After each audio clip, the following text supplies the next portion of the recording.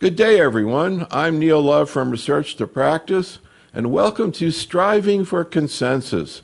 It's a day we talk about the current and future management of metastatic non-small cell lung cancer in patients who progress after having received a checkpoint inhibitor. We have a great faculty today, Dr. Corey Langer from the University of Pennsylvania in Philadelphia, Dr. Ticiana Leal from the Emory University in Atlanta, Dr. Karen Reckamp from the Cedars-Sinai Cancer in Los Angeles, and Dr. Jacob Sands from the Dana-Farber Cancer Institute. Here's where we're heading today. We're going to start out with a little bit of a warm-up discussion. Then we're going to jump into some cases from the faculty. And then we're going to go through, each of the faculty is going to do a presentation on this topic. We'll go through their presentations. And then we're going to finish up with some additional case histories. But I just want to start out with a little bit of background. And Jacob, the topic here is managing people who progressed on IOs. And we're going to get into your vision about why people do progress on IOs. But I just thought we could start out with maybe a little bit of a snippet from your own practice, Jacob, in terms of who are the patients with metastatic non-small cell who don't get a checkpoint inhibitor up front. The two big categories that you hear a lot about are people with prior autoimmune conditions or transplants who really are not good candidates for IOs, and also people who are getting targeted therapy. So Jacob, can you provide a little bit more insight into your practice in terms of, again, what are the situations where you're not using an IO up front? Yeah, this is such an important topic, and I'll just start with pointing out how miraculous these IOs have been for a subset of patients. That I firmly believe that in the next 10 years we'll be able to have more data that says there are in fact some patients actually cured from what has been an incurable diagnosis by the inclusion of these. And that's an important first thing to acknowledge, because then to not give it is obviously a big deal. Now, you pointed out the classic population, those who have had a transplant. The transplant failure rate is very high. And so, of course, that is really, I think, a hard line in not utilizing. And autoimmune diseases. Now, initially, it was really kind of all autoimmune diseases, although we've been able to back down a bit from that. I'd say someone who has really symptomatic autoimmune disease and is on active management of that, I tend to not give checkpoint inhibitors for.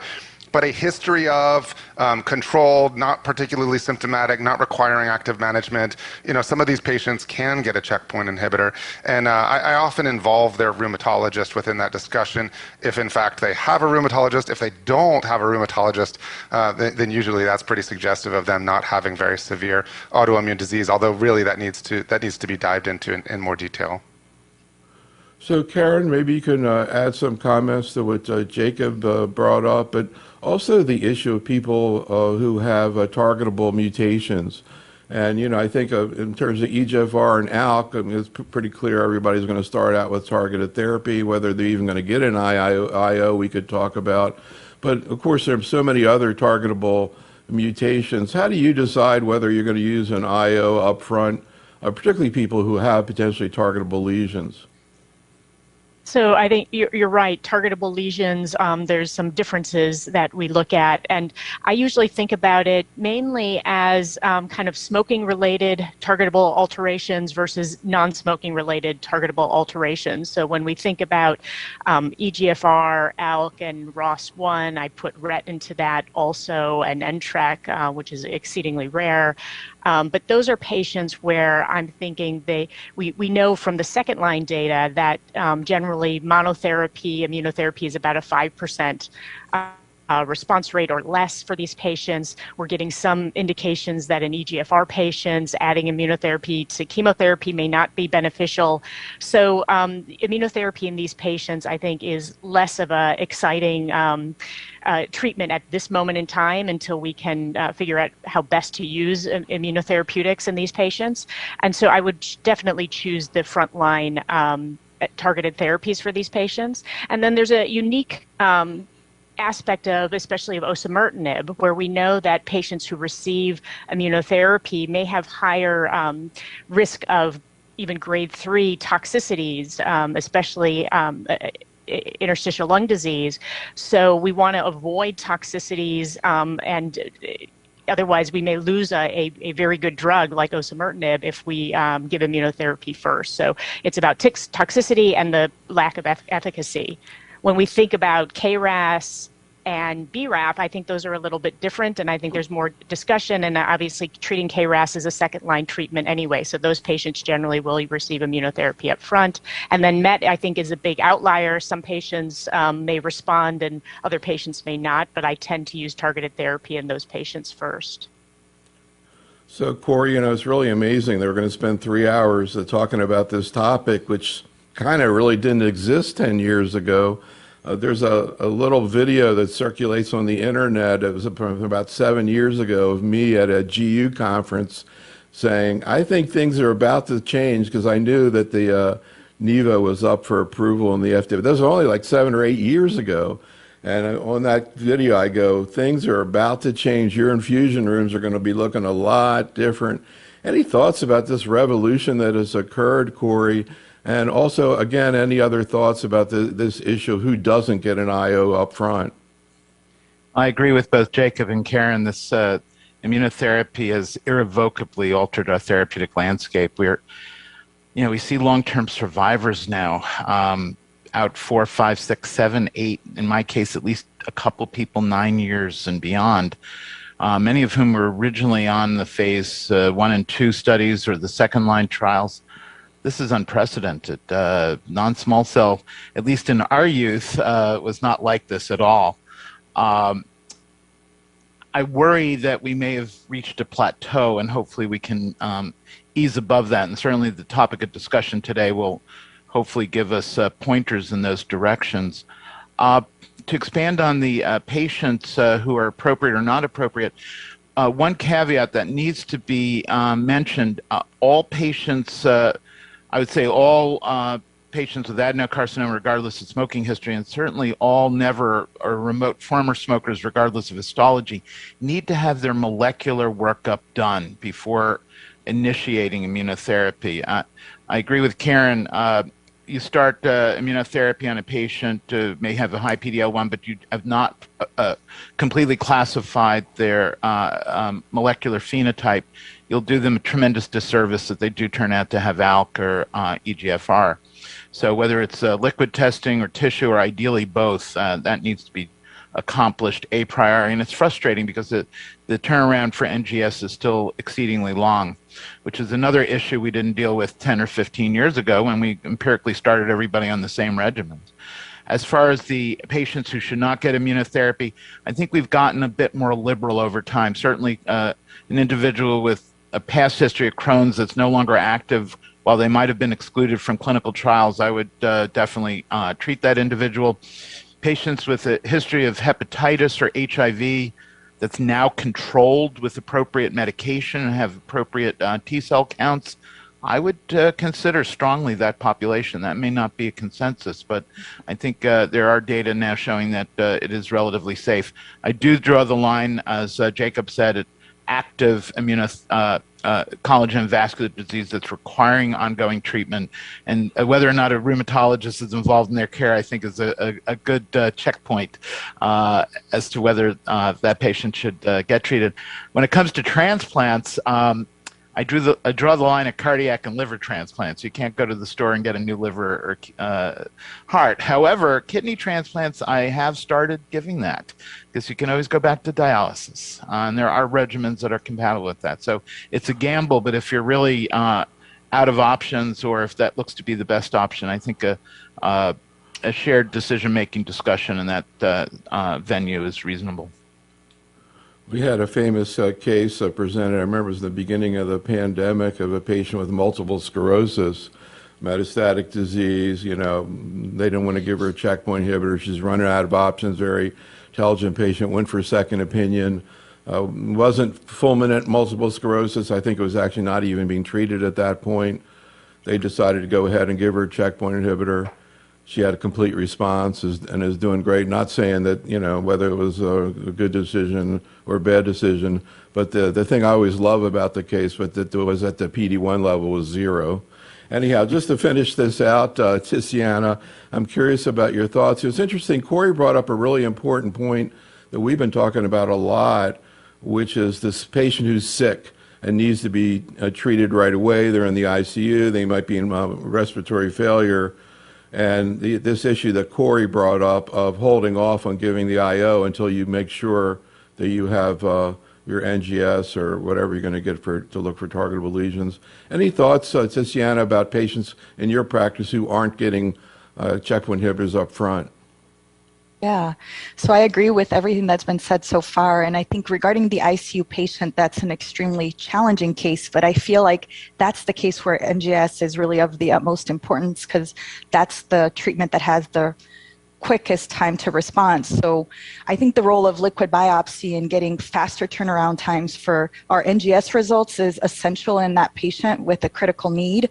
And those are the patients that I am seeing coming out of the ICU. They have a targetable mutation. You can initiate with targeted therapy, and hopefully then those patients are the ones that turn around the quickest. IO doesn't turn around that quick. So I think still getting NGS, liquid and tissue, essential up front. Whether these patients receive IO inside that hospital admission, that's extremely rare, not only because of, cost and ability to give those patients IO in the inpatient setting. And again, will they benefit quick enough? I don't think so. So I think, again, for those patients, we really have to individualize care. And once we can hopefully stabilize them, get them to the right treatment. And if that is IO or IO combinations, we do that as quickly as possible. One thing that I think is increasingly a challenge in terms of the patient that is being treated up front, I would say, are the patients that have recurrence. And so these are now metastatic setting, but that have received IO, and increasingly we're using the neoadjuvant strategy with chemo IO. And so identifying which patients are going to be benefiting from standard of care IO combinations, I think is also another challenge. And obviously, those patients that are chemo rads and have progression under durvalumab. So adding another sort of challenge in terms of IO resistance, or who's still IO sensitive up front in the recurrent setting with metastatic disease, is something that we're also learning more about. Yeah, that last point was so important. All right, well, that was very interesting. Let's move on now and talk about some real life cases. We ask you to present cases that are relevant to the scenario that we're talking about today, and also a little bit about the patient and what it was like to take care of this particular person. So Jacob, can you tell us a little bit about your 69-year-old man? Yeah, so this is a guy who was healthy, active, working as a lawyer at a high level, also doing like a whiskey club on Fridays with his friends, just a real character. But suddenly was having some shortness of breath that really worsened over months. As often happens, initially treated as a pneumonia, had a little bit of improvement, but then, no resolution. And then as symptoms worsened, his wife ended up just bringing him down to the emergency room downtown. He was admitted to the hospital for a workup.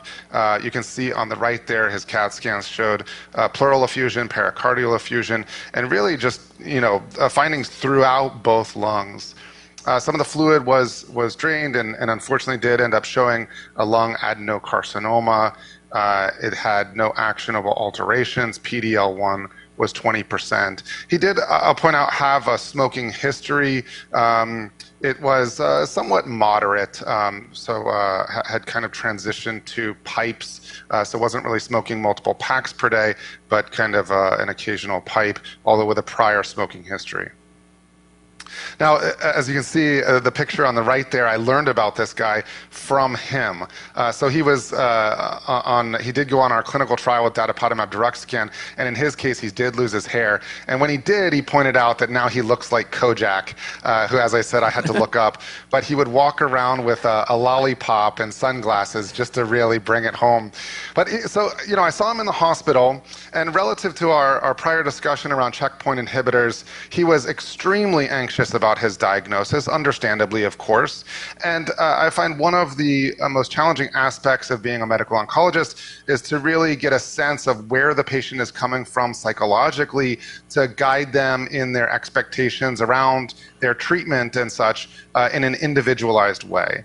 And in his case, we talked a lot about starting chemotherapy.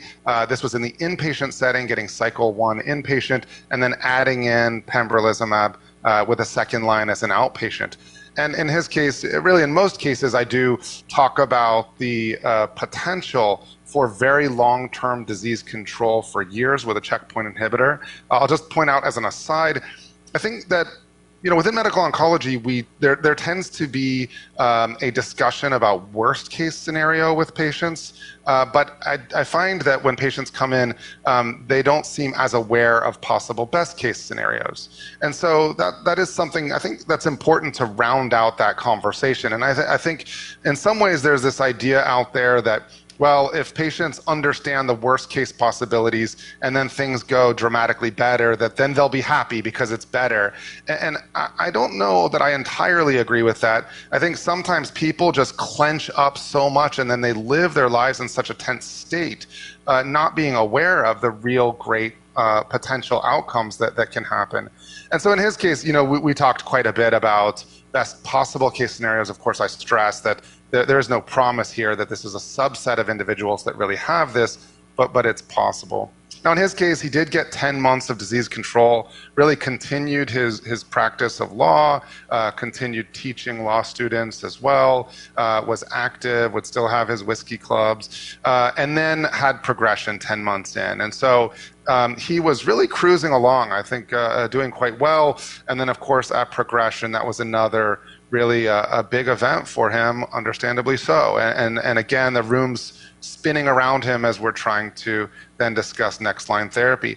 I'll admit that now that the checkpoint inhibitors have gone into the first line, having gotten used to having this second line option that has potential amazing outcome benefits with little side effect profile, to now go back to having docetaxel as a second line therapy is a different experience.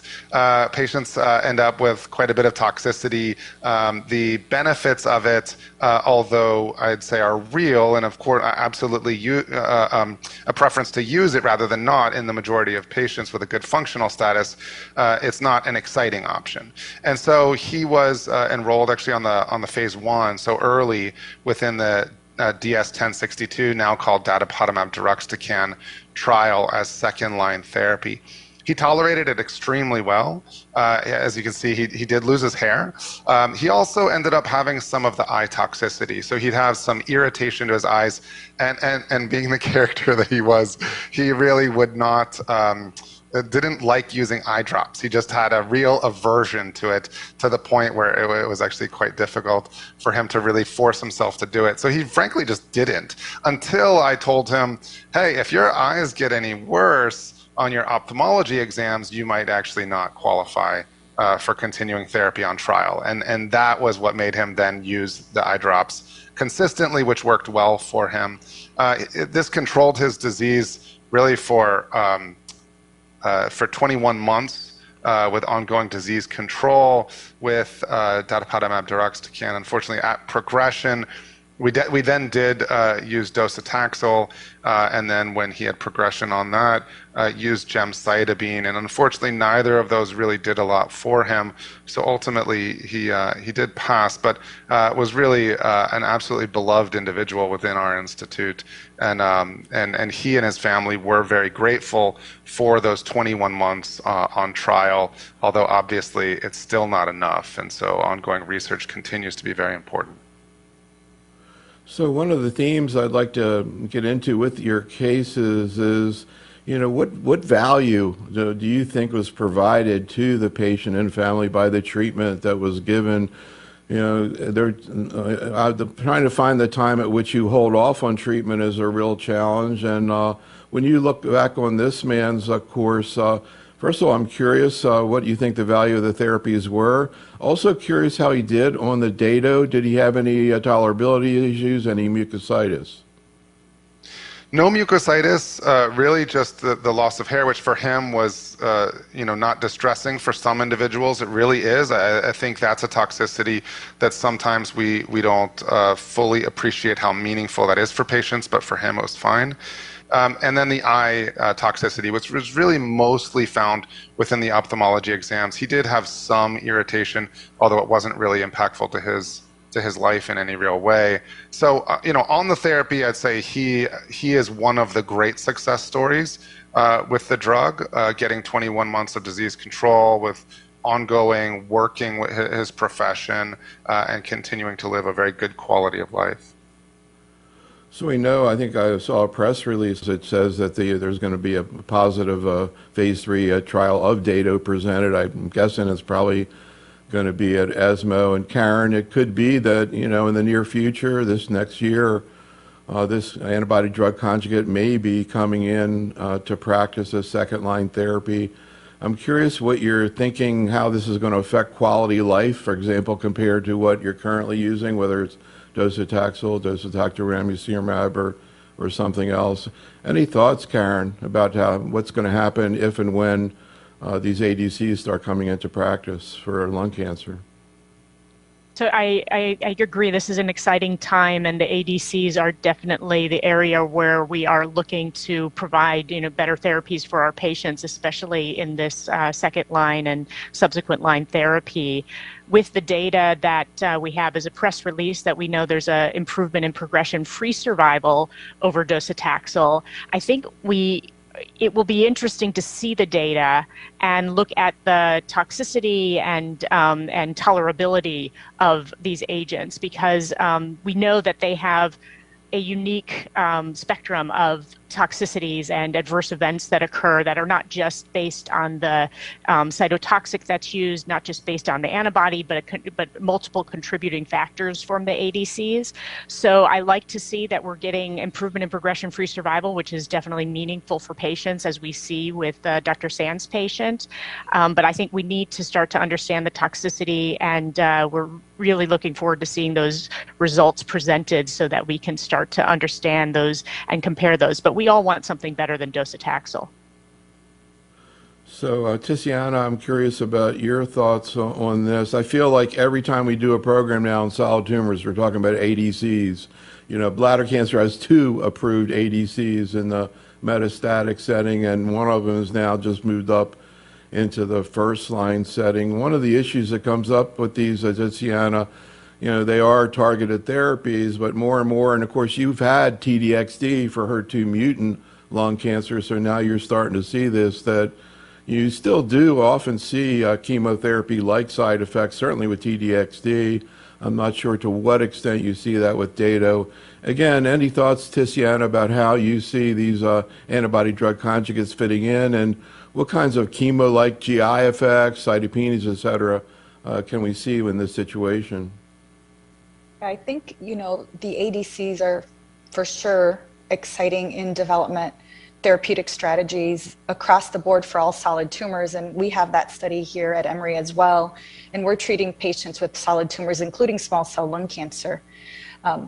As we think about second line and beyond, this is a population of high unmet need. So having patients on trial in second line is sort of very exciting to patients. They want to be a part of having a novel strategy, and a lot of our patients also want to contribute and help others as well. So with Dato-DXd specifically, I think the overall strategy with showing improved progression-free survival in the TROPION-Lung01 study, I agree, we got to see the data and see what kind of magnitude of benefit we're seeing in terms of progression-free survival. And then this is a dual primary endpoint, so we're still holding out for overall survival as well, depending on that magnitude of that benefit and comparison in terms of toxicities. So having patient-related outcomes and quality of life outcomes in these studies to compare the differential toxicities, I think will be very important. We all know the side effect profile of docetaxel, but we're also very accustomed to managing the side effect profile of docetaxel. And now we have a new agent which does have GI toxicities, the mucositis that you mentioned, the eye toxicities, myelosuppression is also seen. So I think we're going to also have to learn how to manage these side effects more proactively, how to educate patients about managing these side effects. As Jacob was saying, it was really hard for this patient to really get on board with managing the ocular toxicities. So I think we have to factor that in as well, depending on, the patient's perspective on these therapies. So a final comment from Corey. I was just thinking, I'm not sure how many people even know who Kojak was, but when I saw that picture, I was flashing on, when I first started doing videos in the mid-1980s at the University of Miami, one of the first patients, I started interviewing patients, and one of the first patients I interviewed was a Miami policeman who sat there during the entire, of course, this was a while back, sat there during the entire interview with me with metastatic disease, smoking, literally smoking during the interview. Anyhow, in those days you could do it indoors. But it also brings up the issue, Corey, of how these patients affect us. I think you could hear in Jacob's voice the feeling he had about this man. I can imagine he's dealing with metastatic disease, and he's bringing humor into the situation. So in addition to your thoughts about the case, I'm curious also about your thoughts about how patients affect us and how we learn from them. It's really a heady time for patients, but particularly for us, we're suddenly parachuting into the lives of people we've never known at a point that is most critical in their lives, on a crash course basis, getting to know them and usually their families. And if a family was dysfunctional beforehand, they become twice as dysfunctional if when confronted with a cancer diagnosis. So in addition to being clinicians and oncologists, we often become family therapists and social workers. It's imperative, and I'm sure this happened with you, Jacob, that you enlist the support of other team members. You can't do this alone. It would absolutely completely discombobulate us. We'd be exhausted, both mentally and emotionally. So if patients are having trouble, or if the caregivers are having trouble, I make sure they get counseling. I make sure they're introduced to our entire care team, including our advanced practice nurses or nurse practitioners and PAs, that they know who the patient navigator is. Communication is key. And then, unfortunately, when they die, it's as if the curtain comes down and we're suddenly dissociated from it all. I do maintain contact with some patients, family members afterwards, but that's pretty rare. It's a hard time for them. And I think many family members sort of view this experience negatively. They want to get as far away from the problems that they encountered as they can. But it is... it's life-altering, and in many ways life-altering for us. And if we don't learn how to compartmentalize our own lives, it can absolutely drag us under. As far as this specific patient, I'm impressed that his response to the ADC was more than twice as long as his original response to Keynote 189. And I echo Ticiana's concerns. The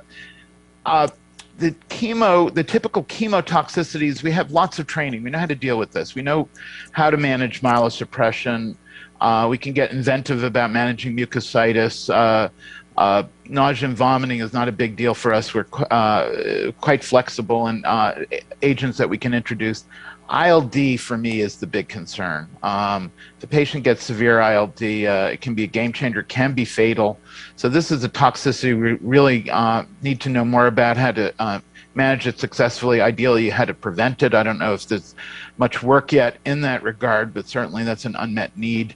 I think it's the thing that frightens us the most, and certainly with trastuzumab deruxtecan, we've seen ILD rates of any grade of 20-25%, grade 3, 8-10% higher. And yet it's an amazing drug that works in mutations where other drugs haven't. My final point, and this goes to the question we always get: how long have I got? We don't know I always answer that with, I have no idea. I can quote you numbers, but I always tell them, as Jacob has pointed out, both worst and best case scenarios. And then I emphasize the fact that we're going to try to do everything we can to get them beyond the median. So yeah, Oncology 2023, earlier this year, we did a program on ophthalmic issues in oncology. Ophthalmic issues, because so many of these ADCs, even beyond ADCs, other erdafitinib causes central serous retinopathy. So, being in oncology now, you got to be a Renaissance physician, I think, Karen. Anyhow, let's hear about your 72-year-old man. What happened with him? So this was a gentleman, and I'll just, as a little background, this is a person who's actually kind of been able to go with the flow throughout the diagnosis and treatment, and is kind of a person who says, you know, doc, tell me what to do. This is, I'll do what you want me to do, and not the highly anxious. And he comes with his wife every time. They have appropriate questions, and just wants to keep moving forward. And they plan ahead when they can, and they are able to take a breath and step back when they can. But he was 72 and came in with cough and chest discomfort for a few months. He did have a 40-pack-year smoking history and had quit about 10 years ago, had not had CT screening, as we see with many of these patients that may have benefited him, and had a large left upper lobe mass extending to the left hilum and hitting the pericardium with mediastinal and right hilar lymphadenopathy, and again, multiple pulmonary masses and a left adrenal mass. The PET CT confirmed uptake in the lung masses and the left adrenal and multiple lymph nodes, also in the bone, in several places in the bone.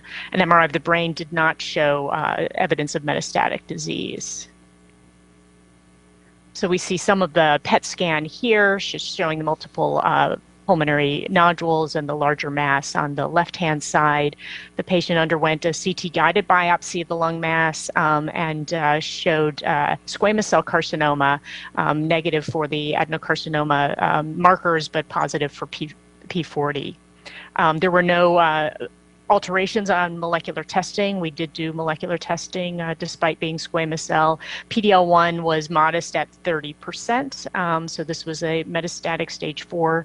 The normal liver and heme function and performance status was 1. And so the patient went on and did get frontline therapy with a combination of carboplatin, nab-paclitaxel, and pembrolizumab, due to the PD-L1 of 30%, and went on to maintenance pembrolizumab with continued response for 18 months. As of note, the toxicity was relatively mild that the patient experienced, but did develop an interesting side effect of cellulitis, which we treated with antibiotics, and it was refractory to antibiotics, yet then improved on a steroid taper.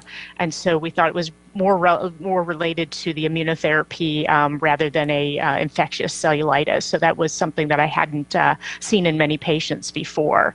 But he was able to tolerate therapy, and we had to hold several times because the cellulitis would kind of recur, but overall he did well for those 18 months, then developed progression in a hilar lymph node and in the adrenal gland. And so in this patient, I had a question about what we do next, and I put in there afatinib because officially for squamous cell carcinoma, this is an option for patients, not one that I use or believe in, because the trial that got the approval compared it to erlotinib, which also doesn't really work in patients without EGFR mutations or patients with squamous cell. So, but I put that on the list. And then we have our standard, docetaxel, ramucirumab, and then the option that I put in that we'll talk about later, pembrolizumab, ramucirumab, from our S1800A trial and trial that is ongoing. So what's the follow-up on the patient? So the patient did start on the Pragmatica trial, Pragmatica lung trial with pembrolizumab and ramucirumab, and it just recently started on this trial and was randomized to pembrolizumab and ramucirumab. But with the initial response to immunotherapy and lack of significant toxicity, we thought this was a good option. If the patient was randomized to standard of care, we would have given him docetaxel ramucirumab. So you actually continued the pembrolizumab, he was on it, and you added the ramucirumab? Correct. Well, this is on clinical trial, so we added, we randomized into clinical trial, and he got pembrolizumab with ramucirumab as the next line treatment. Correct.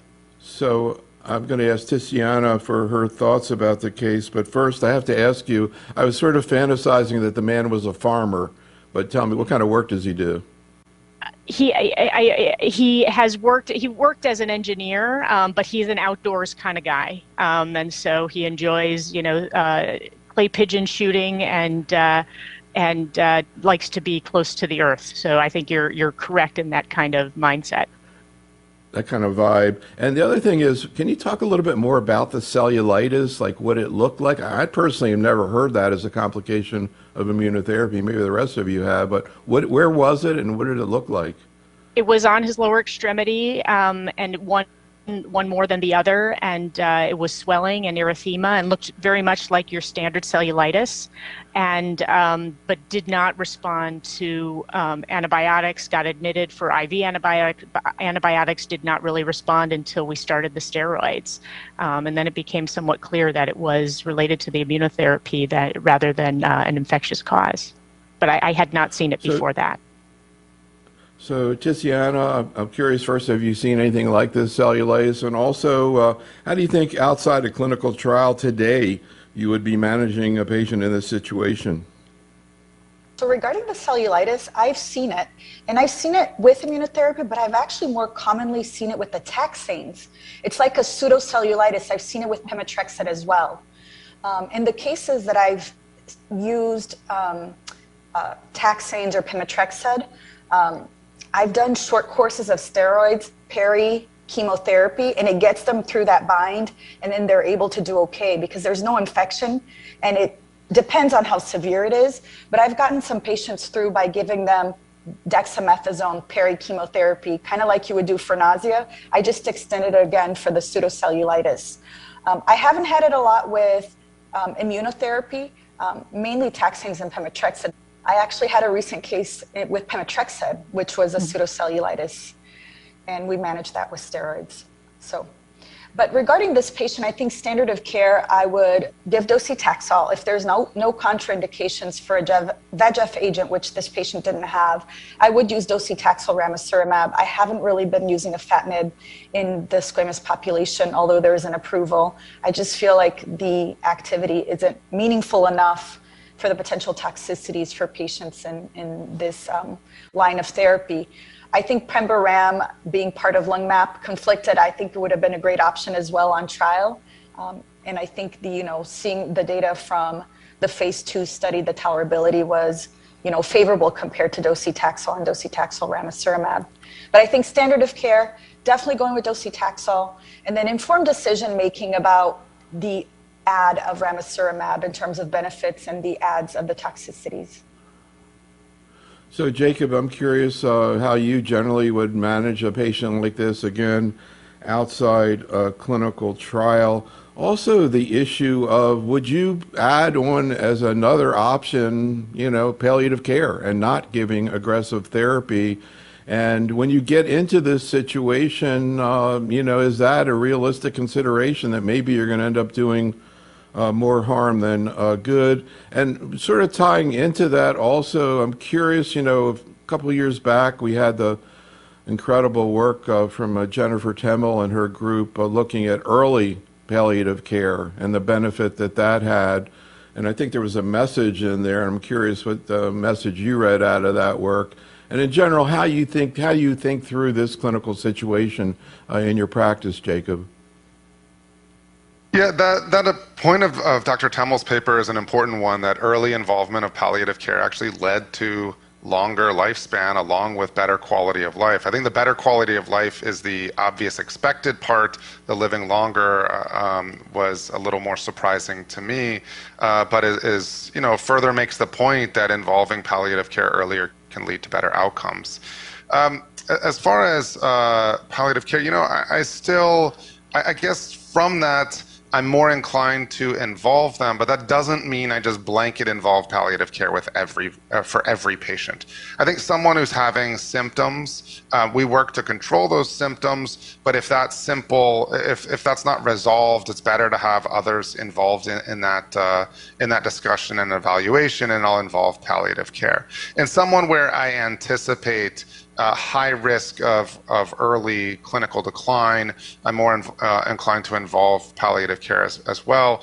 And one could say, well, now in the second line of non-small cell lung cancer, that is a scenario where things can clinically really change quickly.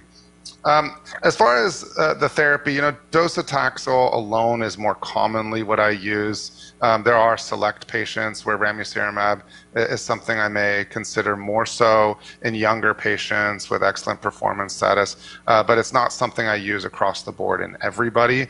I am very interested to see what comes of Pragmatica because I frankly was very surprised by the results of Pembro plus ramucirumab in that initial single-arm study, and I would love to see that really play out longer term. And it really speaks to the fact that we still have so much to learn about pembrolizumab that by adding VEGF, we may really extend the benefits of it. And so I'm very hopeful that the Pragmatica trial will demonstrate that. Yeah, I'm really looking forward to when Karen goes through that data, chatting about your thoughts concerning it. Well, let's move on to another case. Corey, you have a 65-year-old man. What happened with him? A former smoker, 20-pack years. This was a gentleman with comorbidities, including diabetes. He had presented with progressive cough and dyspnea. He was originally treated, you could say misdiagnosed for pneumonia, but did not get better, found to have a huge right pleural effusion. He was admitted outside to another institution, ICU, required a lot of oxygen, but after draining the fluid and 7 days of antibiotics, steroids, and nebulizers, he finally got better, at least to the point that he could be discharged on nasal cannula. The drainage showed adenocarcinoma, TTF1 positive, was negative for P40. And again, when it comes to markers, those are probably the only two you need to do to just differentiate histology. Doing an excess number of other markers starts to deplete the tissue, and we want to avoid that. Unfortunately, cytology was QNS for PD-L1 or NGS. He had a second tap, the same problem. He was finally transferred to Penn. Brain scan was negative. PET basically lit up along the pleura with diffuse nodular hypermetabolic activity and hilar mediastinal nodes. There was no evidence of extrathoracic metastases. And finally, because we really needed to know his PD-L1 and NGS, he had a VATS, where he had guided pleural biopsies, intraoperative tau pleurodesis.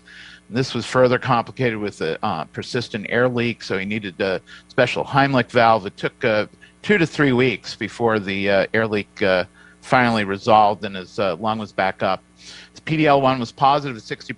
NGS and fusion panel were negative for any actionable molecular abnormalities. And just by way of background, he is always accompanied by his wife. I have never seen him alone. She often answers the questions I pose to him. We've seen that dynamic commonly, and he is a retired electrician. So here's his scan. You see the pleural nodule uptake. This actually predated the VATS procedure, a CPA angle node.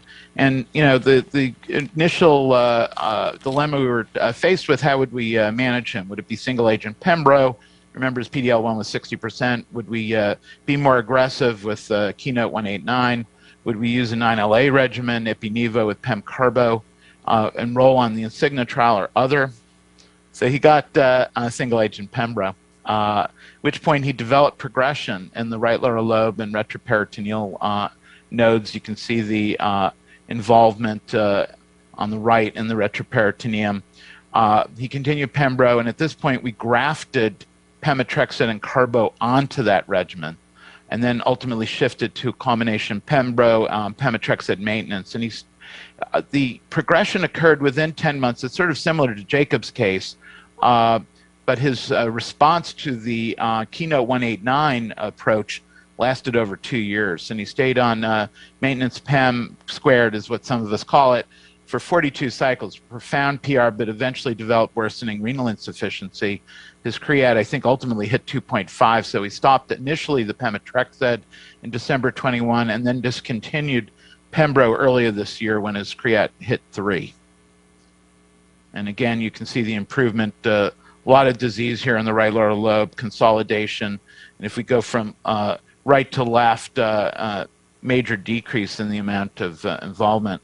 So he was observed off antineoplastics, placed on steroids for his presumed immune checkpoint inhibitor-mediated nephritis. His creatinine gradually improved to 1.7. Amidst all of this, he developed CNS metastases. He underwent stereotactic therapy. For that, he also developed chest pain and shortness of breath. So the comorbidities were starting to rear themselves. And again, these are smokers, so or past smokers. So other medical issues don't disappear. He required stents for coronary insufficiency. Unfortunately, 4 months ago, he developed recurrent shortness of breath. He was back on intermittent O2 with exercise, and his CT showed progression. You can see here on the right with new right lower lobe masses. So again, what's the next step? Do we go back to Pembro with or without pemetrexed now that his creatinine improved, perhaps with some steroids on board? Do we use Karen's approach, the S1800, resume Pembro and add ramucirumab? Do we start docetaxel or docetaxel-rami?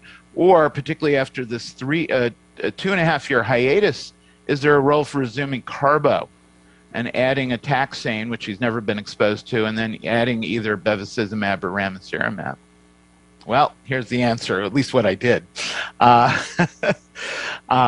We actually have an in-house clinical trial where we're doing that, carbo with NABPAC, nanoparticle albumin-bound paclitaxel, carbo dosed in AUC of 6 with the NABPAC at 100 per meter squared, days 1 and 8 every 3 weeks, combined on trial with ramucirumab. It's specifically geared for patients who have had at least 6 cycles of maintenance Pembro.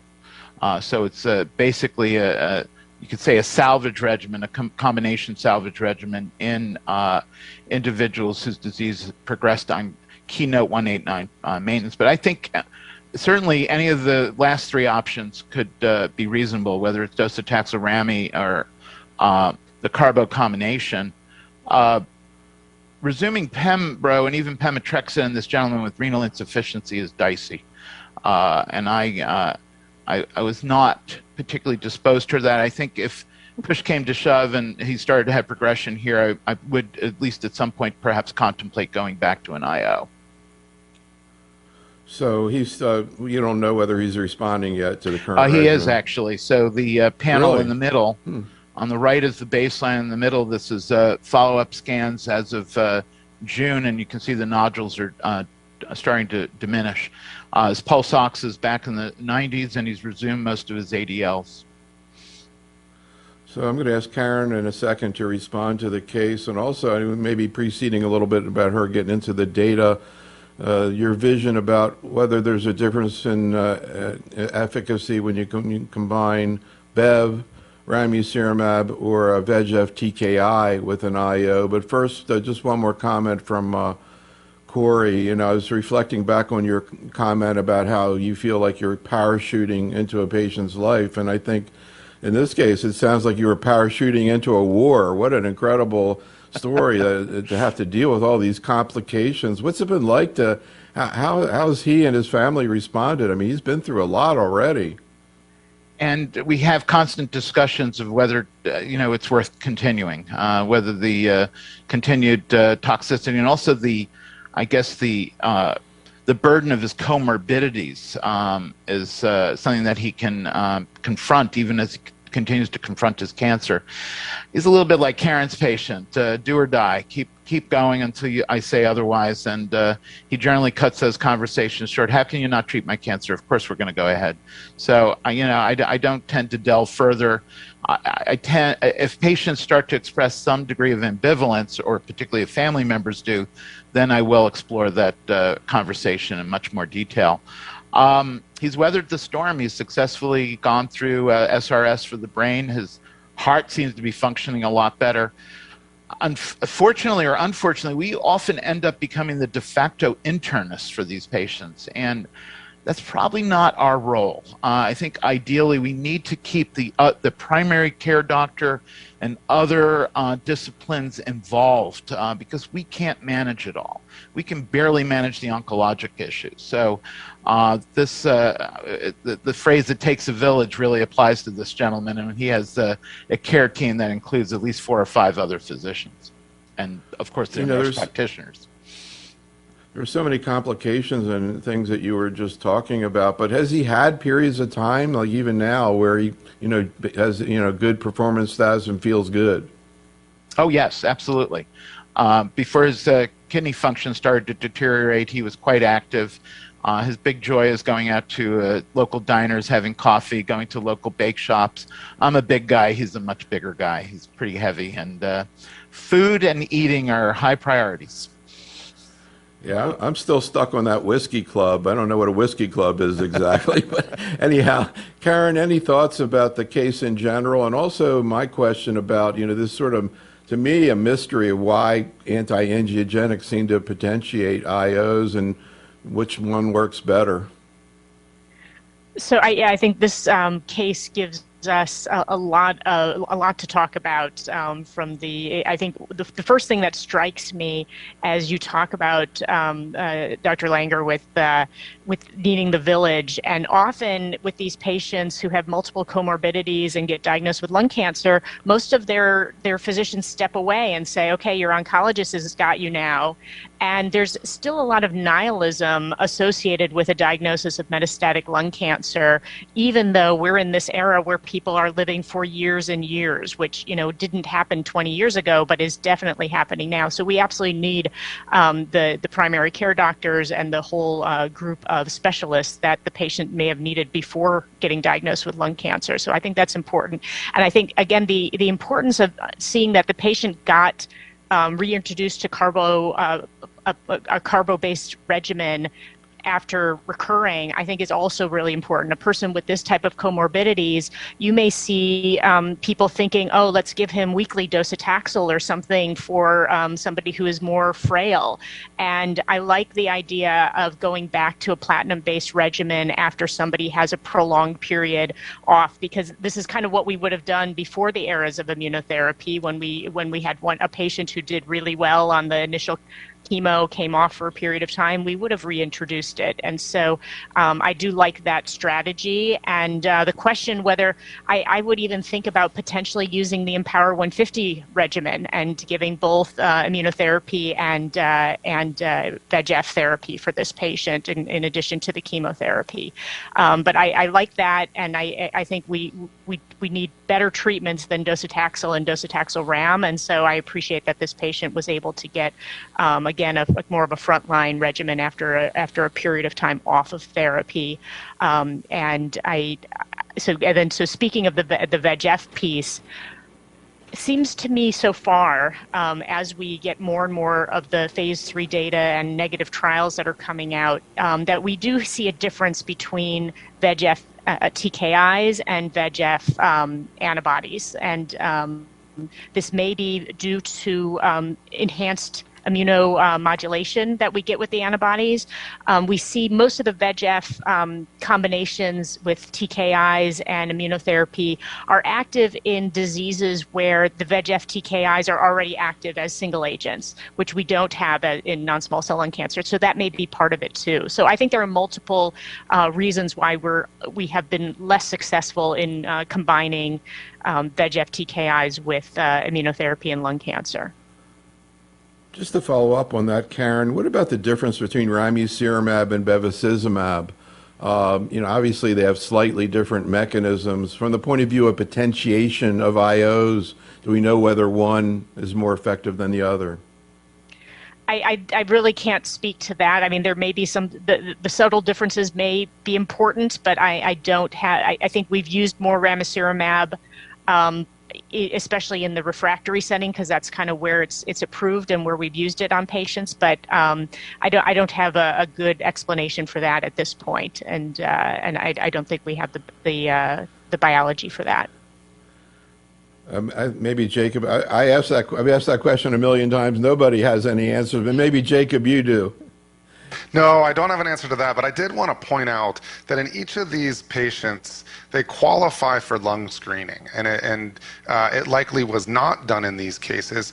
And when we talk about what can be done to impact cancer mortality, not just lung cancer mortality, but cancer mortality, there's probably not anything that exists that can impact cancer mortality as much as lung screening has the potential to do so, just given the very high numbers of lung cancer fatalities. And so I just wanted to take an opportunity to make the point that we see so many patients with stage 4 disease, and really the majority of them likely could have been diagnosed in stage 1 had they been getting yearly lung screening, which is USPSTF guidelines now for a decade. And this is just a really important message for us to continue to get out into other centers. That's a really great point. One other question I have before we get to this last case from Ticiana to you, Corey. Every time I hear the word carboplatin nowadays, I immediately think of the current shortage that's going on also with cisplatin. This comes up every solid tumor program we do nowadays. Just kind of curious in non-small cell lung cancer, Corey, I don't know if you've had a problem accessing carbo, but if you do, or for those many people who do, what are you recommending? What's ASCO recommending first-line therapy with as an example? We've been hit by the carbo shortage. Fortunately, we've just recently got a big shipment in that's going to last us at least a month, but they're scrambling. It's been a big problem. It looks to be an ongoing problem, and it's constantly blamed on supply line, but at the end of the day, it's health economics. There's very little profit margin in making these generic agents, and I suspect it's going to take more than just our pharmacies and our hospitals. It's going to take legislation of some sort to make sure that life-saving drugs, drugs that are used in the adjuvant setting with improved survival, that they're adequately available. In metastatic setting, we do have the Ipi-Nivo combination, so there's at least something we could potentially fall back on. I have on at least one occasion done that, but that patient had other potential indications, squamous histology, and I believe a PD-L1 that was not measurable. So patient, you might have considered going that approach regardless. But it's a huge challenge and something that's always been there, but it seems to be a lot more pervasive and persistent at this point. So just to clarify, though, a little bit more, Karen, what do you recommend to someone who cannot access carbo? So yeah, if we cannot access carbo, and these are patients with refractory disease, they're going to be the first to not receive it. We're going to save it for patients who have potentially curable, so in more the adjuvant or potentially neoadjuvant setting, or in diseases that have more curable outcomes. So for that patient, I think I'd be moving. You'd have to move to something like docetaxel ramucirumab or something like that.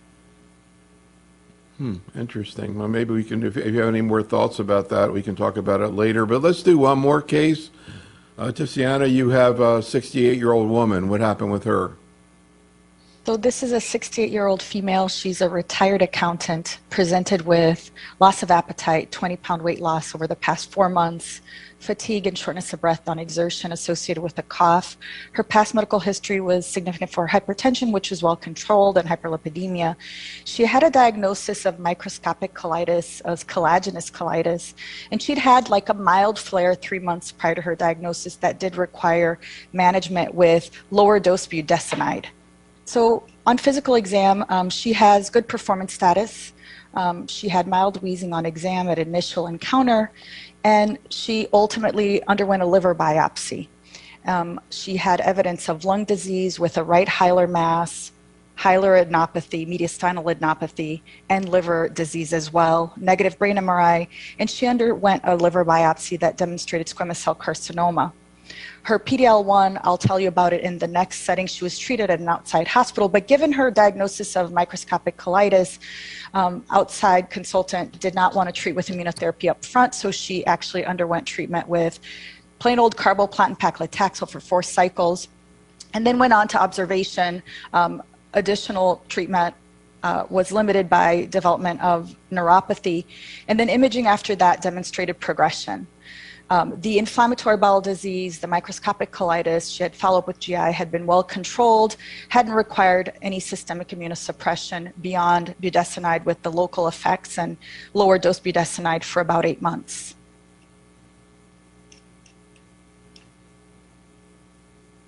So here is the imaging at progression.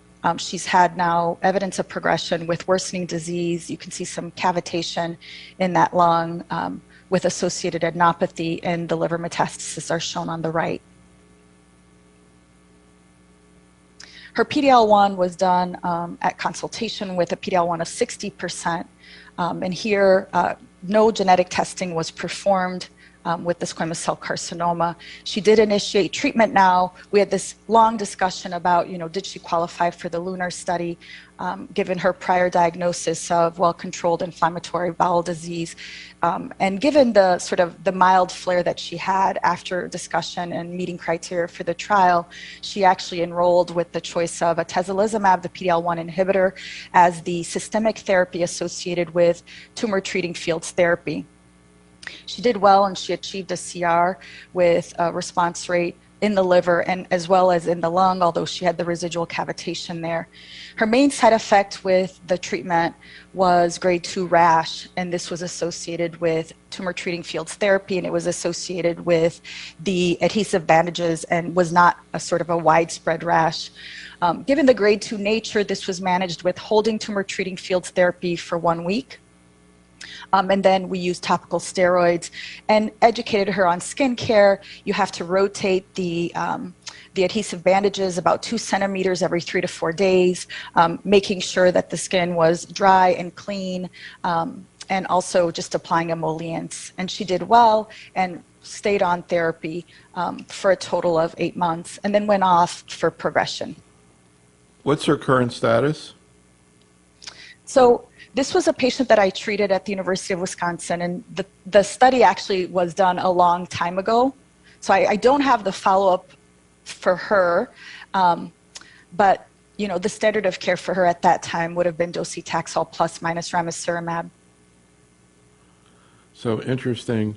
Corey, I'm curious your thoughts about this case. I guess one thing would be the outside oncologist decide not to use an IO in spite of the fact that she had a PD-1 level of 60%.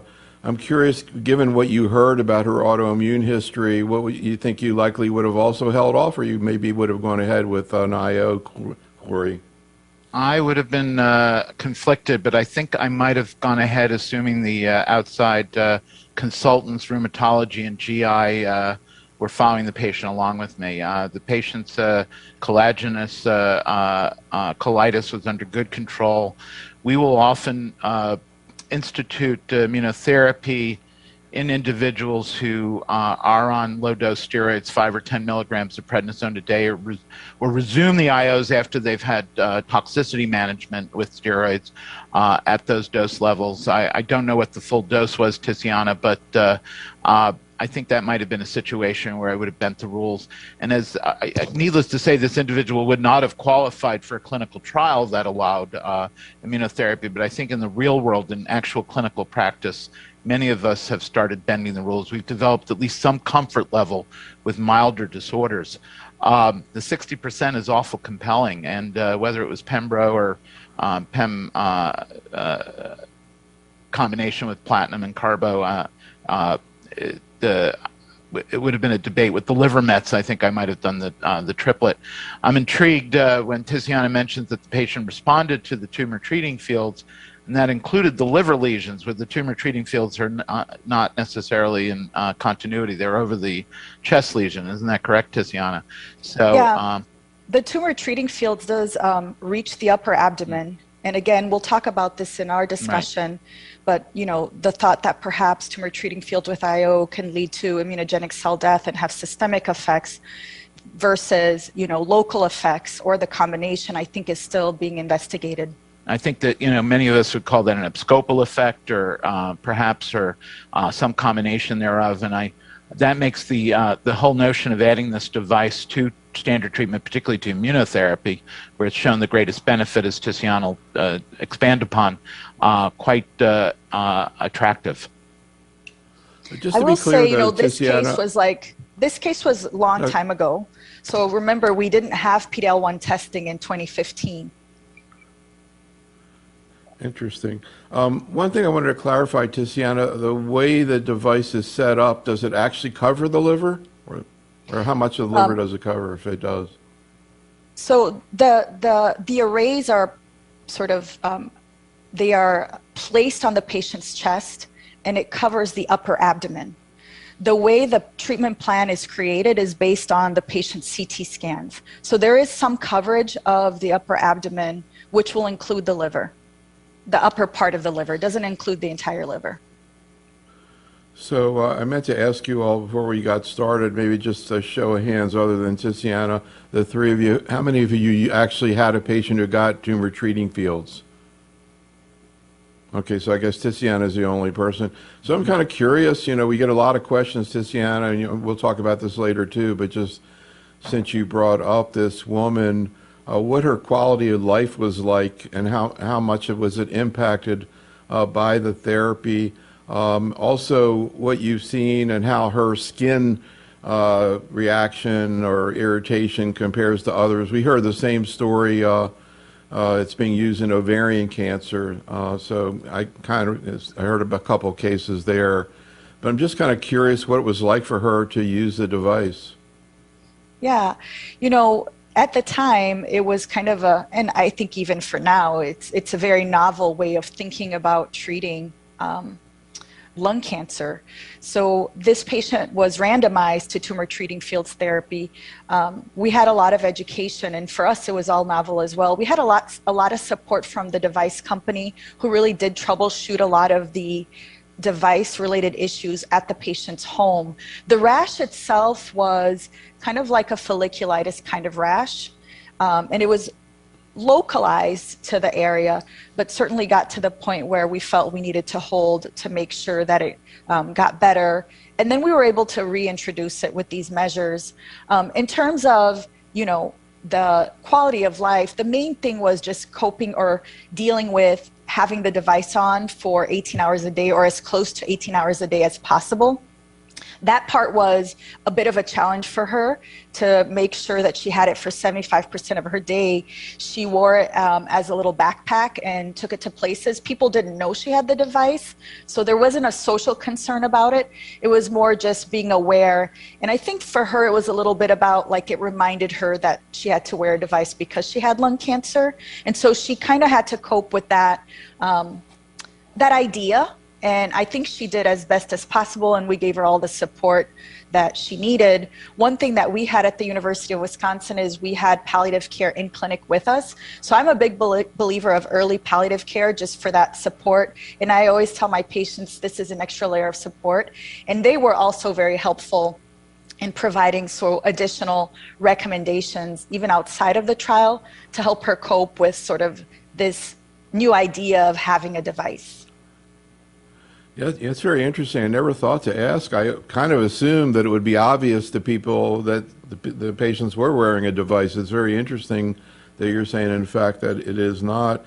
I'm just kind of curious, Jacob, but we'll talk more about this later after we take a look at the data.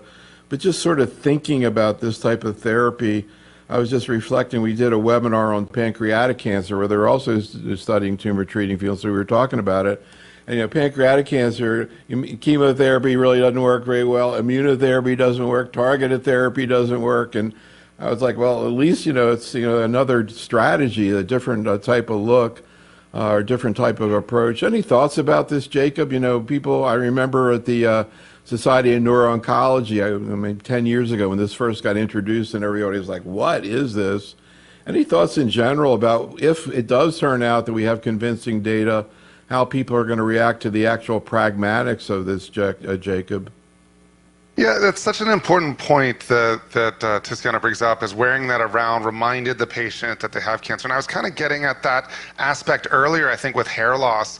That's another one of those things where, yes, there is a look to it and such, but for patients, they're now looking like what they picture as someone with cancer. And first line, getting carboplatin, pemetrexed, and pembro, for example, although patients are getting chemo, they walk through the store and nobody knows that they have it. This one is kind of a blend of those, because walking around with a backpack, nobody knows, but the patient is reminded constantly of that and can't mentally escape it. And it brings up that aspect of care that I was kind of alluding to with the initial case, in that so much of the work is deciphering where patients are psychologically and mentally and emotionally, and then tailoring our discussion to really where they're coming from.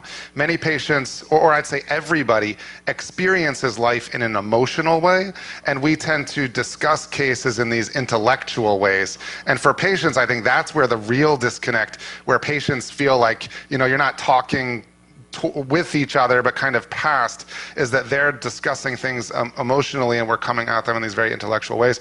And so recognizing that, like Ticiana did with this patient, and then being able to kind of find ways to help them process that or picture it in a different way. And in some cases, a common way with chemotherapy, for example, is people will kind of picture it as being this terribly toxic thing, and so there's a lot of fear around that. And so, I'll try to discuss it more as this army going in to attack the cancer, and just the way that they're mentally holding the imagery around some of these things. Now, for some people that works, and for some people it doesn't. And frankly, I also, it's hard to even imagine, even though I'm seeing these patients all the time, where there really are, and where that internal challenge really is. But it is an aspect of oncology that I think is really important in optimal management.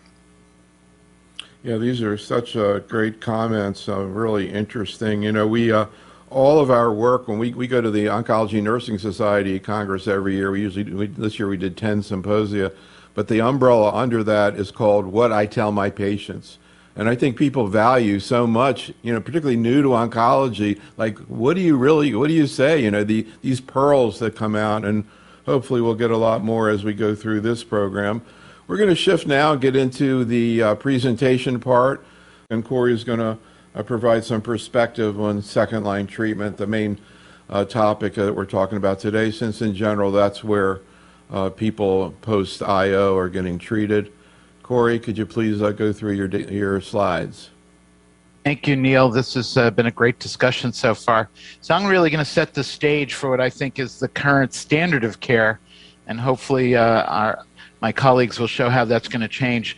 This is my current paradigm for frontline treatment, at least as of this month. I think it could change at any moment, but certainly 50% or higher PD-L1 we treat with generally with pembro, either alone or combined with histology-appropriate chemo if patients are highly symptomatic or have large tumor burden. For less than 50%, generally, it's histology-appropriate chemo plus pembro. There is an indication for pembro alone with any degree of PD-L1 expression, but by and large, that is not favored. For no PD-L1, high TMB, perhaps squamous histology, you can make an argument for Ipi-Nivo or 9LA. For those who are TKI refractory, and Karen talked about these individuals, probably about 30 to 40% of our population these days, the role of IO is less well settled. So PEM-carbo with or without bevacizumab would be a standard in non-squamous, or as she mentioned, the IMpower 150 regimen, PAC-carbo, bev-atezo, but again, after the patients have established progression on the appropriate TKIs. And I think when it's QNS and we're reasonably assured that patient probably doesn't have a molecular marker, we default to either 189 or 407. And of course, the Poseidon approach, which is essentially 9LA on steroids with the chemo continued beyond 2 cycles, but continually is also an option. This is the Insignia trial. I included as one of the choices in my case, taking patients with PD-L1 positive non-squamous and randomly assigning them to either pembro alone or pembro combined with chemotherapy, so a direct comparison of 024 to 189, but with progression, at the time of progression, testing whether continuation of a checkpoint inhibitor beyond progression actually adds to outcomes. So There are actually 3 arms. So arm A, at the time of progression, they go on to chemo alone. Arm B, chemo combined with pembro. And that theme is carried on as well with the S1800 and ongoing Pragmatica trial. Does continuation of IOs beyond progression confer any benefit?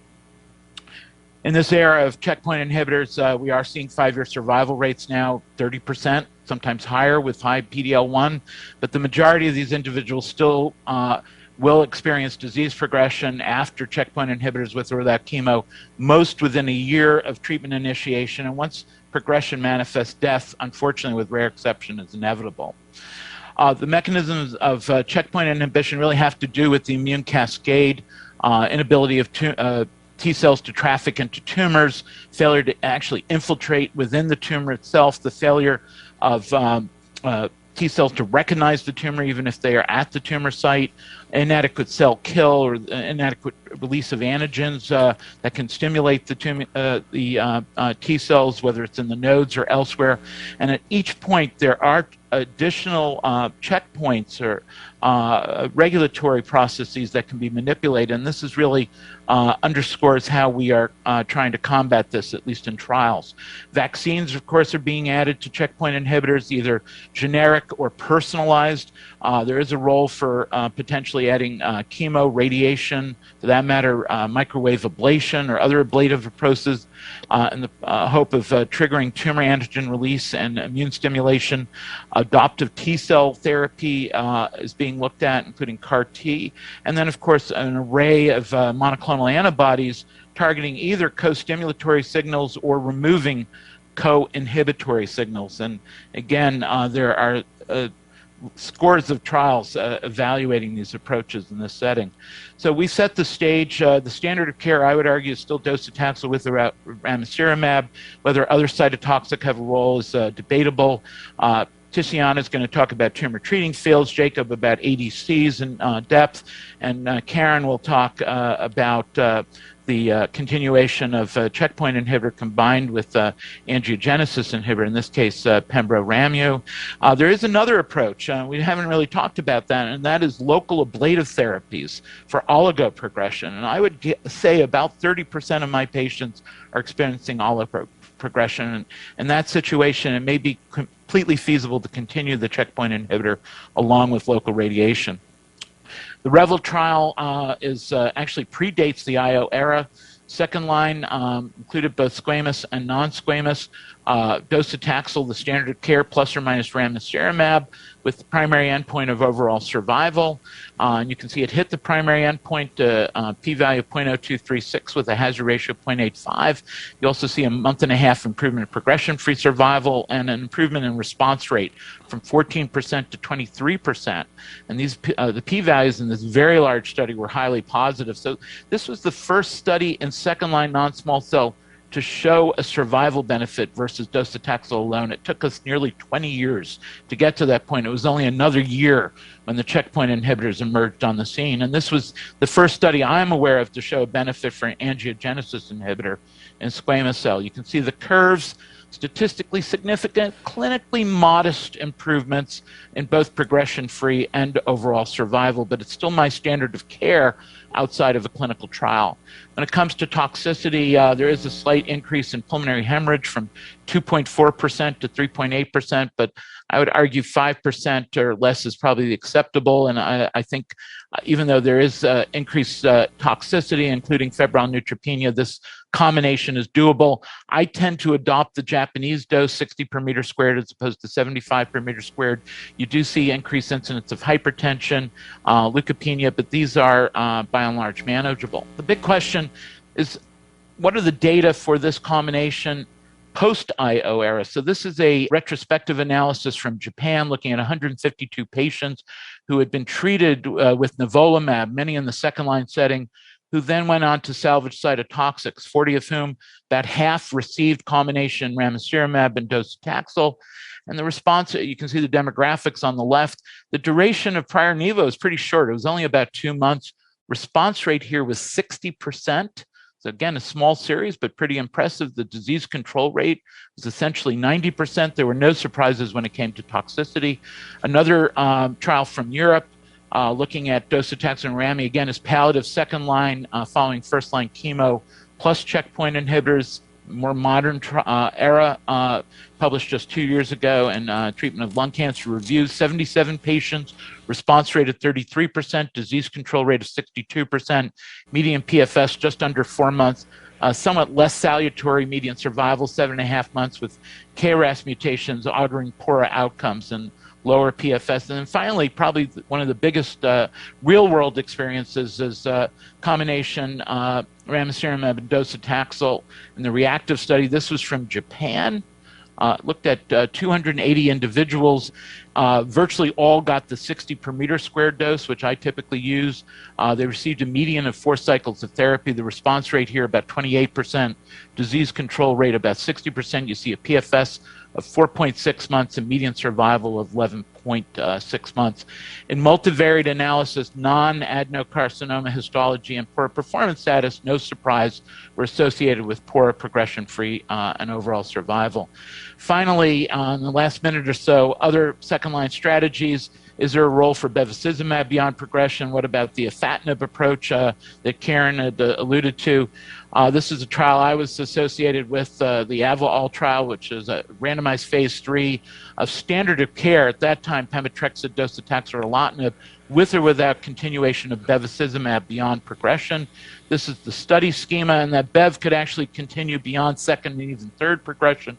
Overall survival is the primary endpoint. The secondary endpoints included PFS2 and PFS3, and that's progression, time from randomization to second and third progression. Primary endpoint was not met. The hazard ratio here is 0.84. You see a numerical 1.5 month advantage with a p-value of 0.1. But PFS3 actually was met. You see a statistically significant improvement in or delay in progression if you continue Bev beyond even the second line approaches, hazard ratio of 0.63 and a p-value of 0.045. So a potential approach, but I think the conclusion, the last bullet, really applies to our modern era. Can we apply angiogenesis inhibitors to immunotherapy combinations? And finally, the Lux Lung 8 trial that led to afatinib's approval specifically in squamous and second line, again, predating the IO era, a direct comparison to erlotinib. Remember, before the era of targeted therapy, erlotinib had a blanket second and third line approval, regardless of histology, so it was, you could argue, at least a standard at that time. Big trial, nearly 800 patients, half of whom had responded to prior chemotherapy. Virtually all had squamous histology, and in fact, the study was positive. You see a 1.2 month improvement in median survival, hazard ratio of 0.83, and a p-value, and this is the update just from 2 years ago in clinical medicine, p-value of 0.0193, but as Karen implied, we don't tend to use it very much. PFS was significantly improved. Response rates were really low, 5.5% compared to 2.8%, disease control rate of 50% versus 39%. Finally, this is an ongoing trial in our institution. I alluded to this combination carbo with NAB-PAC or solvent-based paclitaxel, 80 per meter squared days 1 and 8, combined with ramucirumab. And this is specifically designed for individuals who've had disease progression on Pembro in the Keynote 189 regimen. We've accrued about 12 patients to date. So just a few follow-up thoughts. Maybe I'll start with Ticiana. Any thoughts about why we see progression on checkpoint inhibitors, mechanisms of resistance, predictors of benefits, and any sort of personal hopes you have about any particular strategy to try to improve benefit? I guess the addition of anti-angiogenics certainly would fall into that category, but I'm just kind of curious, Ticiana, what are your thoughts about how we can improve activity of checkpoint inhibitors? Yeah, one thing that I think is increasingly important is to identify not only predictors of benefit, but predictors of potential risk of, lack of benefit. So talking a little bit about NGS and looking at those negative NGS bad actors like KEAP1 and STK11, and do we need to treat those patients in a different way given the concern of lack of benefit in patients with these mutations. So that's one thing. Continue to work on biomarkers of benefit is another one. I mean, we know PD-L1 is a marker of benefit. We saw the patient in our case with high PD-L1 that had sort of less benefit than we thought they would with Dr. Langer's case, realizing that PD-L1 is a good biomarker, but not perfect. So I definitely think we might need sort of a combination of biomarkers to look at benefit from immunotherapy. In terms of second line and beyond, I think the 4 cases we discussed really outlines how this is a population of high unmet need. Every single one of us actually recommended a different therapy than the standard of care for our patients. And I think that says a lot. And I think that really means that, you know, doing clinical trials and getting the answers in a sort of prospective fashion. I'm not really impressed with the activity of docetaxel ram post-IO on its own. I think there's a lot of retrospective data, but the overall survival there is still like 8 to 9 months. And that is not better than the retrospective studies that we've seen with post-progression use of IO.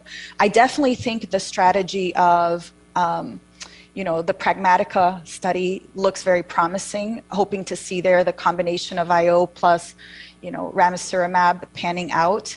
And then I think we need to think beyond, you know, the platinum rechallenge setting, which is really hard for patients. There may be a role, but the toxicities are really high.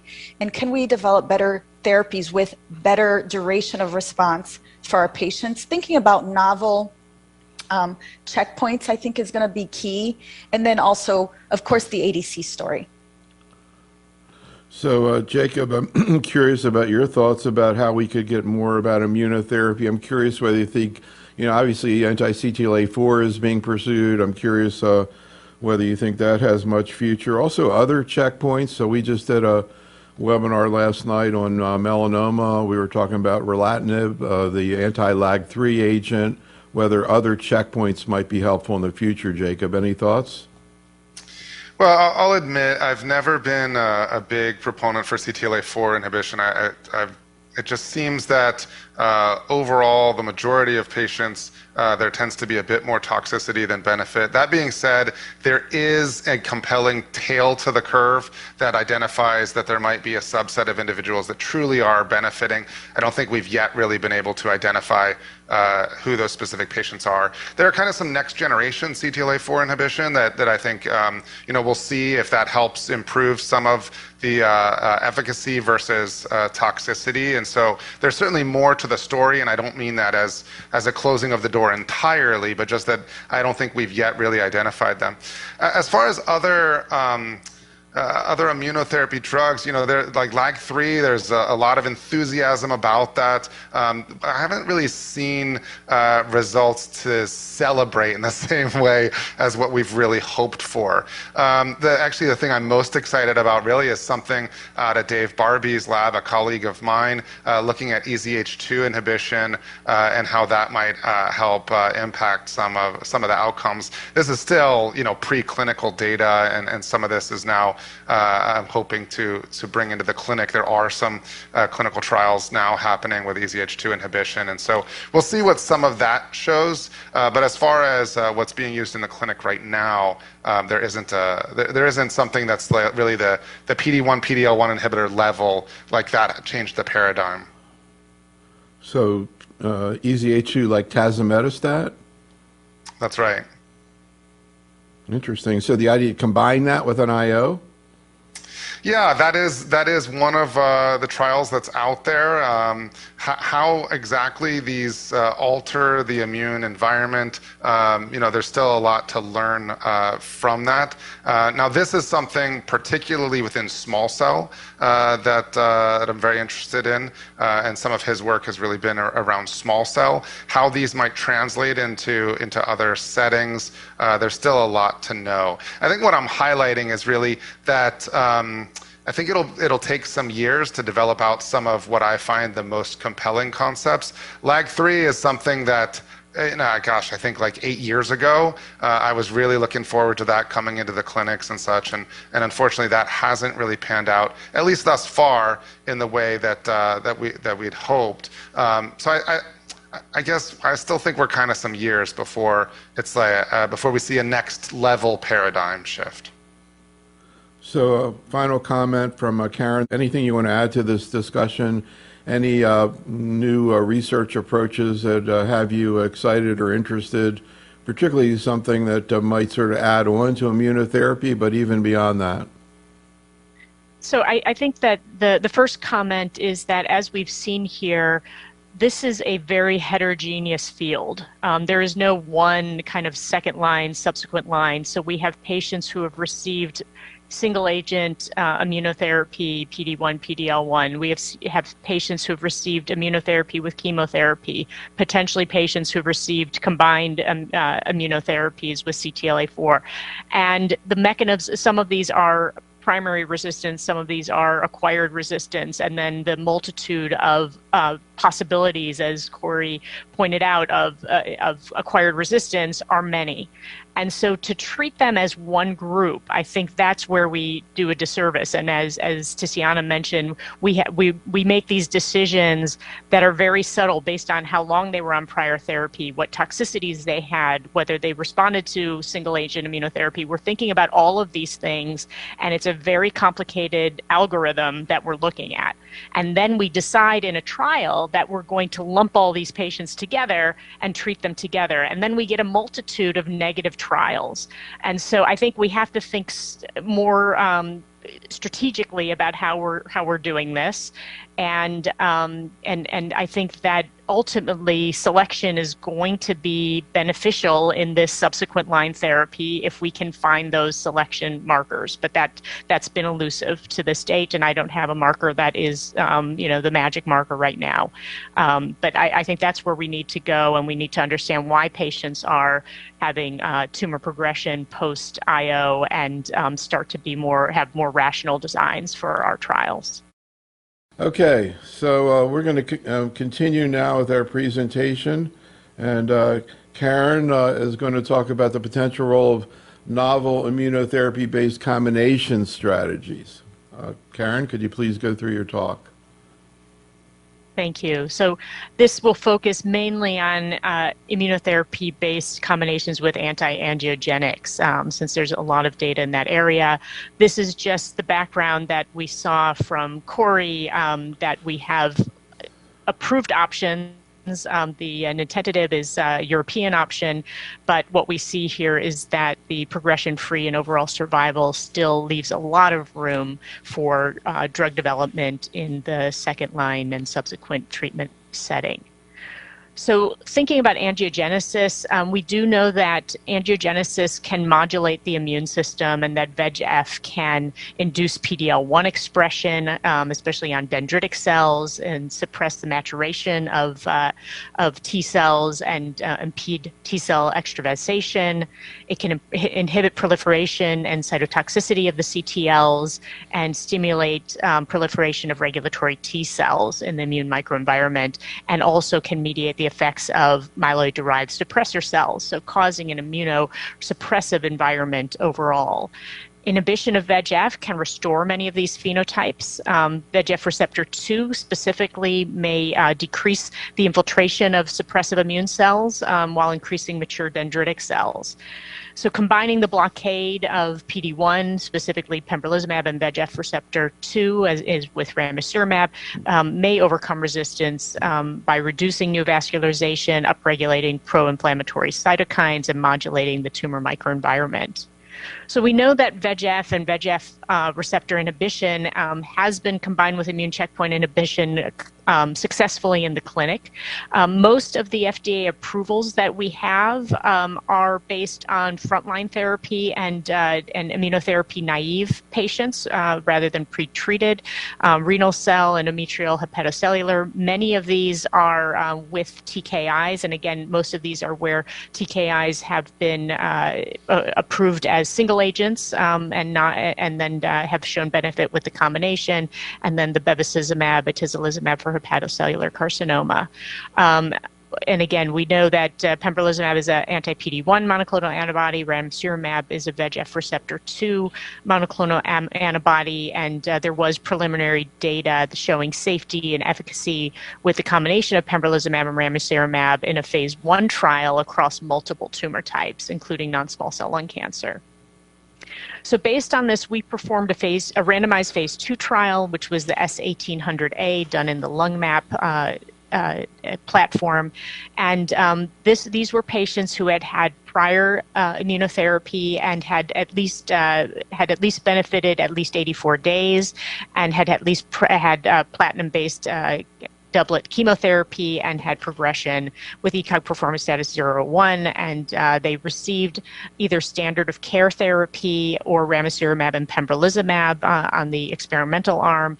And those standard of care were specified in this trial as docetaxel ramucirumab, docetaxel gemcitabine or pemetrexed for non-squamous non-small cell lung cancer, and the planned accrual was 130 patients. In this study, the bottom line showed that we saw an improvement in overall survival for ramucirumab and pembrolizumab with a hazard ratio of 0.69, and the median overall survival for the combination of ramucirumab and pembrolizumab was 14.5 months versus 11.6 months. So a significant benefit, and I think importantly, the majority of patients in this study had received docetaxel and ramucirumab as the combination with the highest response rate and survival in this setting. And when we look at these subgroups, we found that all subgroups had hazard ratios of less than 1. PD-L1 status did not appear to alter the outcome. There were more patients that had overall survival benefit that had squamous cell histology, and those who had received chemo followed by IO, potentially higher benefit. This is also in part just due to the timing of where patients were enrolled, that there were less patients getting frontline immunotherapy in the beginning of this study.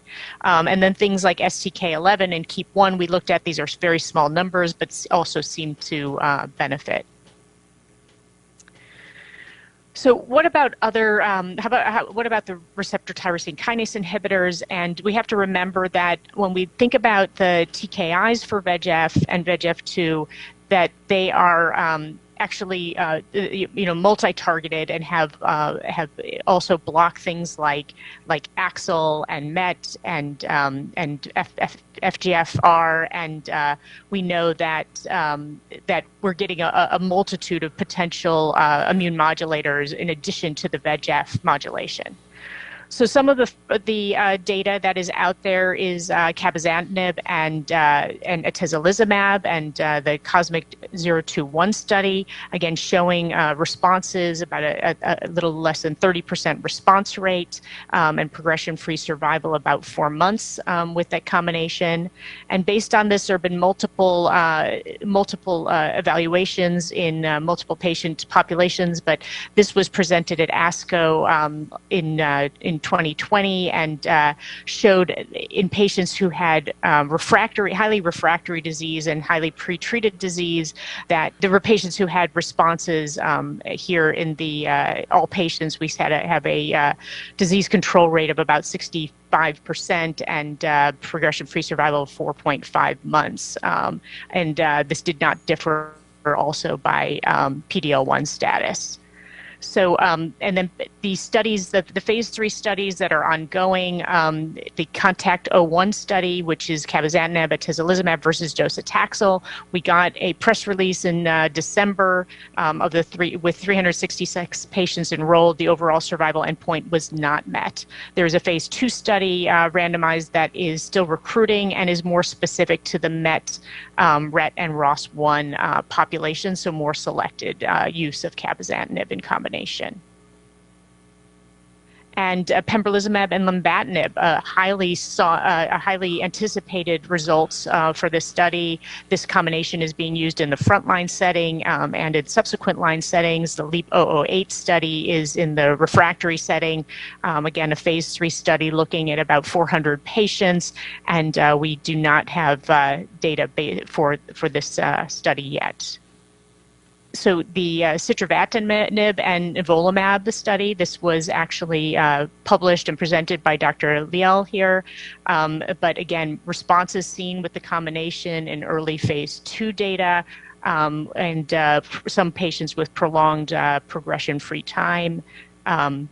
Here shows sitravatinib and tislelizumab, another PD-1 inhibitor, again with modest response rates, but overall survival in the 10-month range.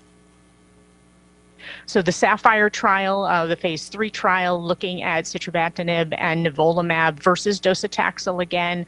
Again, about 500 patients enrolled. So in May of 2023, we had another press release showing that the primary outcome of overall survival was not met for this study, and we await that presentation of the results. So the Hudson trial that looked at multiple combinations with ICI in the pretreated population, looking at olaparib, silasertib, and the results showing here, looking specifically at the silasertib combination, which showed the highest progression-free and overall survival in patients. And this is moving on now to the phase 3 LATIFY trial, which is ongoing. And again, the combination with a progression-free survival of 5 months and overall survival with an impressive 17 months. But again, these are single arms in multiply treated patients post-IO. And then moving forward, just discussing our S2302 Pragmatica lung trial. So this was, again, a study that grew out of the S1800A trial. And again, what we wanted to do was look at the one question of overall survival. So this did receive breakthrough approval by the FDA for the ramucirumab and pembrolizumab, but due to the smaller phase 2 study, most want additional data to move it forward into something that they would use as standard of care.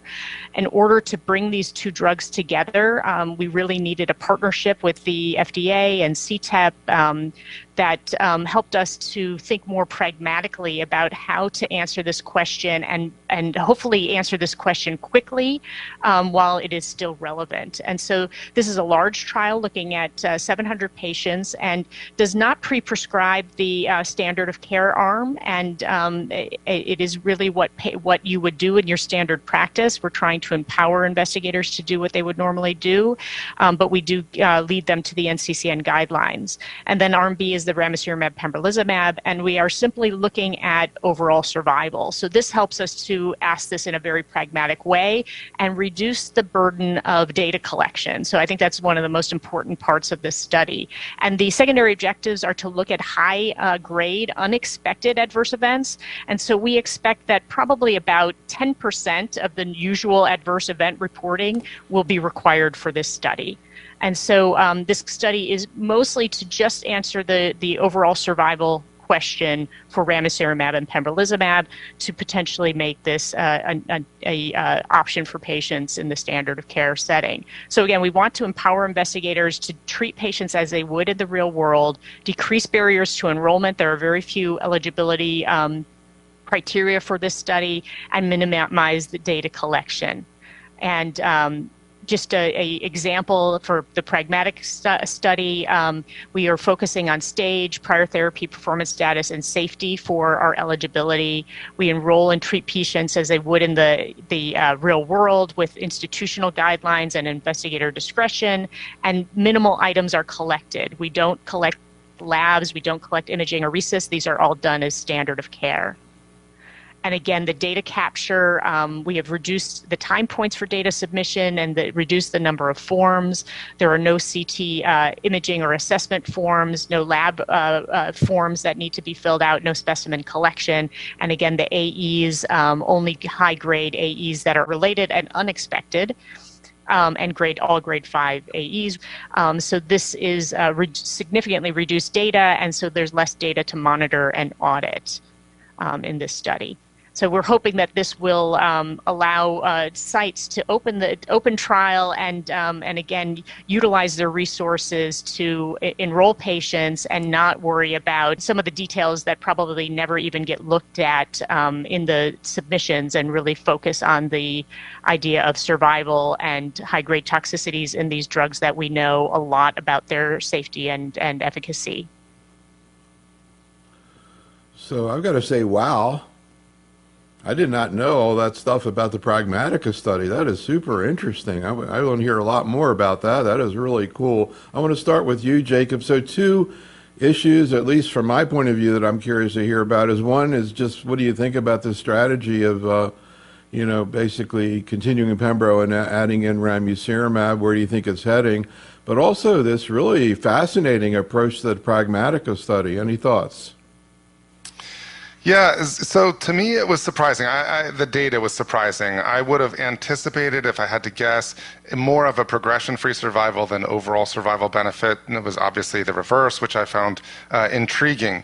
The Pragmatica trial is an exciting one in really revolutionizing the way that we're doing clinical trials, hopefully. I think a lot of times our trials end up being held back by being so rigorous about enrollment criteria and all of this that we end up enrolling really a different population than the average lung cancer patient. This is more relevant particularly in small cell lung cancer, where it's a more rapidly progressing disease, and then we require all these biopsies and these various other testings to be done prior to enrollment, which means that we're not enrolling patients with faster growing disease. To have a trial that really allows for a more pragmatic approach is exciting, and it'll be really interesting to see what the experience is with that. So, Karen, I'd like to hear a little bit more about who's been involved in addition to you, and where this idea came from. Is this all coming out of the cooperative groups? Is industry involved? And did the pandemic have anything to do with this? And you kind of tell us a little bit more. I don't know whether I'm the last person to hear about this or not, but I just think it's really interesting. I'd love to hear more about why it's happening. Yes, thank you. I think that this was this grew out of, again, the S1800A. We had a combination of pembrolizumab and ramucirumab. That's two different industry partners in that combination, and drugs that are approved for many indications with well-known toxicities. And the LungMat platform has been highly integrated with the FDA and CTEP and Friends of Cancer Research and FNIH to run it. And so part of the mechanism has allowed some of our industry partners to potentially interact with the FDA about study design a little more fluidly. So it did come after the S1800A study. This came from a discussion with our industry partners and with the FDA and with CTEP, saying we want to do that phase 3 trial, but we understand that potentially the industry partners are not engaged enough to put what they would normally do into a phase 3 trial, because these are two different companies with drugs that are approved in multiple areas. So then it became a creative discussion, and it was a lot of that was led by Rick Pazdur at the FDA, saying, how do we do this in a pragmatic way? And this was on the edge of when both the FDA and the NCI were starting to talk about pragmatic designs and what that meant. And so it really got these conversations going, and I think the timing of it was really impeccable. I'm not sure that it had to do with post-COVID, but I think also interestingly, we've all suffered from the Great Resignation and restructuring with hybrid work for our research staff, and it's been a little bit of a struggle. And the sheer amount of data that needs to go into a database for a phase 3 registrational trial, and the amount of monitoring and auditing and all those things, and the burden on our staff is huge. And so to run a trial like that is not a small thing. So to take away all of those layers and say, we know that there's a survival benefit in this phase 2 trial, we're only going to answer that one question. We know the safety of these drugs. They've been used in thousands and thousands of patients across multiple diseases, and we're going to cut back all of the excess, and we're going to just get to those questions. And that was the basis of it, and the support kind of started to grow around that idea. So interesting. Corey, I'm curious about your thoughts on that. Also, lung map. You know, I was flashing on the old battle study that started at, I think it was MD Anderson, where to me, that was the first example. Now you see it throughout oncology. Any comments, again, on what, how they've been approaching it with this Pragmatica? And also, Corey, I always view you as the eternal skeptic. What do you think about this strategy? You think it's in a couple of years that's what we're going to be doing, or even before then? I hope it's what we're going to be doing, at least a new standard of care. So LungMap was actually spawned in part by the battle study from MD Anderson, and as best I can determine, it's going to be immortal. It started out as a study looking at biomarker and biomarker nonspecific agents in second-line squamous cell, and now has morphed into basically second-line all-comers regardless of histology. We have separate molecular components of the study. It's multiple studies under one rubric, so a single IRB approval without having to get separate trials approved. For the wild-type population that do not have molecular markers, a number of studies have been done under that rubric, and Karen's, frankly, has been the most successful to date. It's the only one that generated positive data, but it was a joint partnership, as she's pointed out, between industry, CTEP cooperative groups, and community oncologists, and also by the FDA, ultimately generating Pragmatica. Pragmatica is high risk but high reward. Both Jacob and Karen have pointed out all the benefits of doing this, the cutting down on expense, cutting down on the sheer volume of paperwork, on the headaches that are involved with this, on all the audits and other problems that go into clinical trials. My biggest concern is the inclusion of PS2 and PS3 patients who will no doubt go on. And I worry that while we will see a benefit, I hope we'll see a benefit in 0 and 1, I have yet to see drugs approved, at least in non-small cell lung cancer, on the basis of data in PS2 and PS3, and that they may otherwise dilute a otherwise positive trial. And I've spoken to Mary Redmond actually about this to make sure, hopefully that doesn't happen, that it's properly powered for the 0 and 1s. Finally, this is revolutionary. It's setting the stage. We have trials now in locally advanced, looking at stereotactic radiation plus concurrent chemoradiation for mediastinal disease versus our standard approach, adopting the same rules, eliminating unnecessary blood draws, tissue biopsies, getting rid of all the timeline rules that exist, the 60-day rule for prior scans, and then addressing the point of combining immunotherapy with angiogenesis inhibitors. Got to go back to the Oak trial, Atezo, when it was done beyond progression versus docetaxel, actually in a retrospective analysis did show a survival advantage versus other agents. And IMpower 150, when we see a separation in the curves for the combination of Bev, Atezo, and chemo, that separation actually increases over time once the chemo stopped. I am convinced there is at least some potential synergy here between monoclonals targeting angiogenesis and checkpoint inhibitors.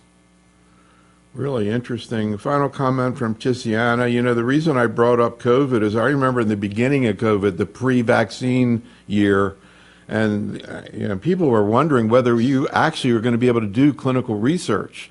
Where are you going? How are you going to bring telemedicine in? Will clinical research actually be able to continue?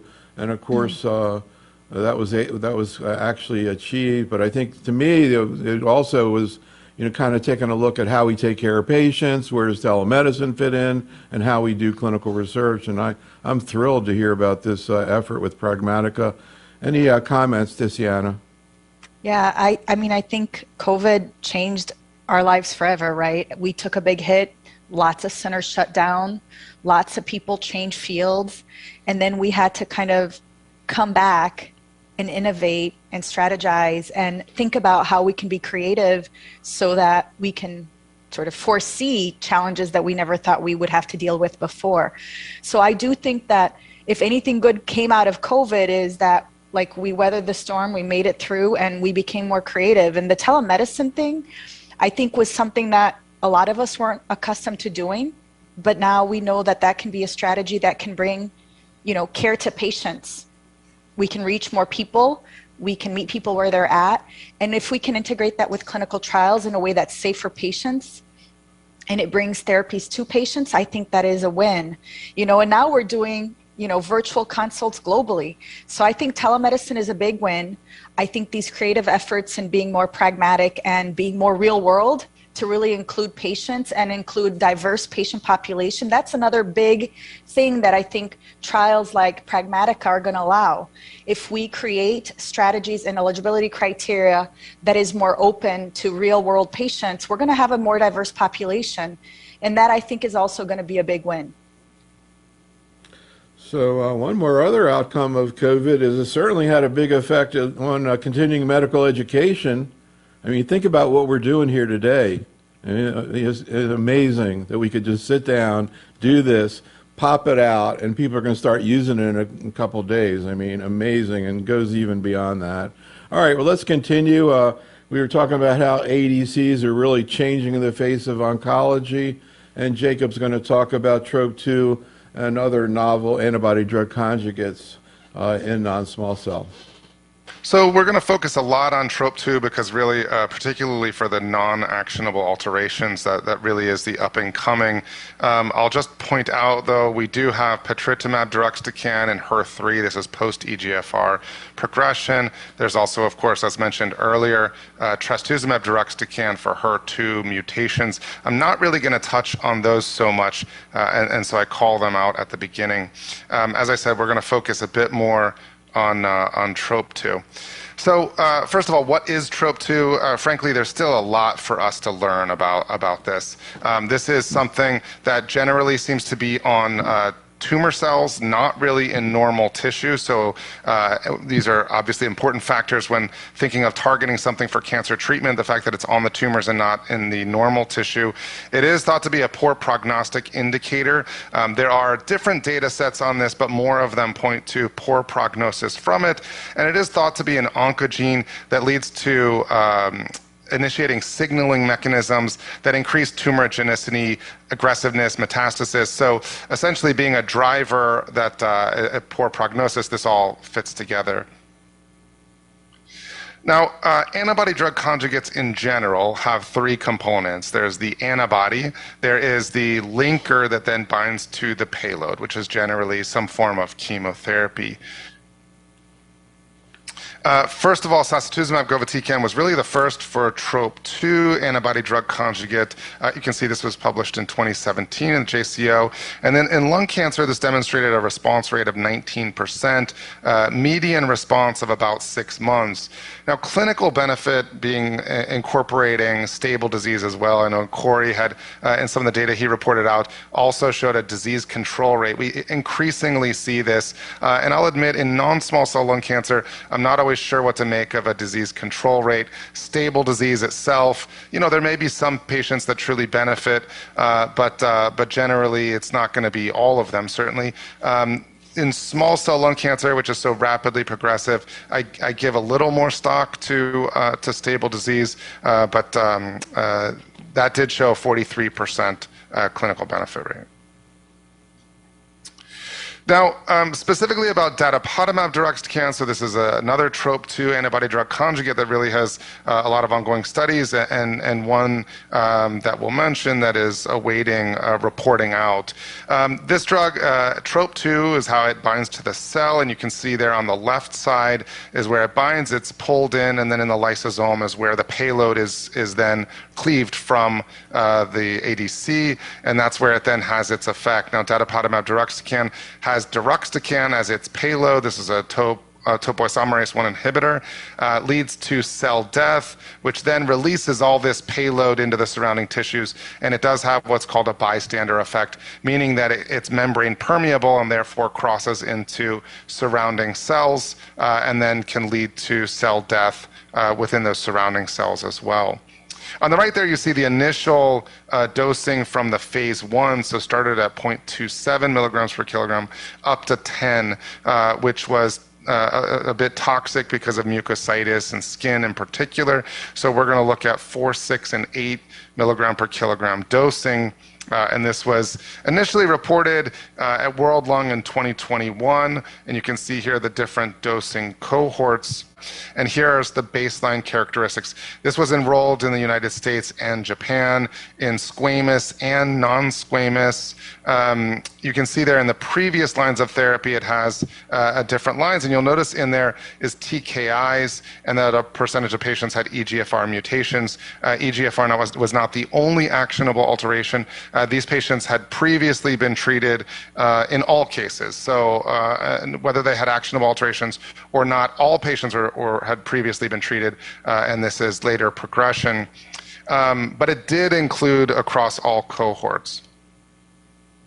And this is just recently reported out. This was in the JCO this year. Looking at these different dose levels, you can see the 4, 6, and 8 milligram per kilogram cohorts. The waterfall plot really showing the majority of patients having some degree of tumor shrinkage.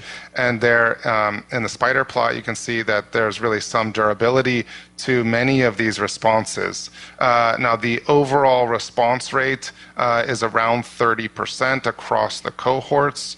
And then the duration of response, you can see, is really, I'd say, a surprising 10 to 12 month duration of responses. And so there really is an indicator of durability to those. The progression-free and overall survival are also listed there. This, of course, was a single-arm trial, so we don't have a comparator, but these are quite compelling results. Now, on the left side there is from that same publication this year, looking at the toxicity profile. And on the right there, this is from when it was previously reported out at World Lung, and the final publication has similar numbers. And I just like that figure as far as a way of being able to visualize the toxicity profile. Some of the things to point out on here. Well, first of all, notice that it's the notched portion of those bars on the right graph that are really the grade 3 and beyond. And so there was fairly minimal as far as the grade 3 and beyond toxicities. But some to point out, there is the stomatitis there on the second bar from the top. This is something that, although the majority are grade 1, 2, if that's ongoing, that is a problem. I think stomatitis is one that really can be a big hit to one's quality of life, even when it's lower grade, if it's ongoing. Alopecia we discussed before with another case, and not everybody really seems to get this, but some patients do really get they get full alopecia. The other thing, dry eye, as mentioned in the case, is on there as well. This is not usually a severe problem, but it also is something that really requires ophthalmology involvement, and so that's something to be aware of. Mucosal inflammation, as they're mentioned on there, kind of goes along with the stomatitis. Now, this has also been looked at in combination with pembrolizumab. This is the TROPION-Lung02, and you can see there were 6 cohorts, the first 2 being just with pembro, and then cohort 3 to 6 also involving platinum therapy. Initially, this was enrolling in second line, and then kind of midway through cohort 2 started enrolling in the first line setting. Cohort 3 to 6, also some of those were later lines. On the top right there is the preclinical work that really shows that the combination of Dato-DXd along with an anti-PD-1 or PD-L1 inhibitor looks to perform better than either of those individually. So in the TROPION-Lung02 data, here we see it included adenocarcinoma as well as squamous. On the bottom there, you see that the majority really were first-line therapy, but there were some that were second-line and beyond. And that data was reported out at ASCO this year, and these are from those slides in the presentation. You can see the waterfall plots look particularly good. Again, on the right side there, that's the first line setting.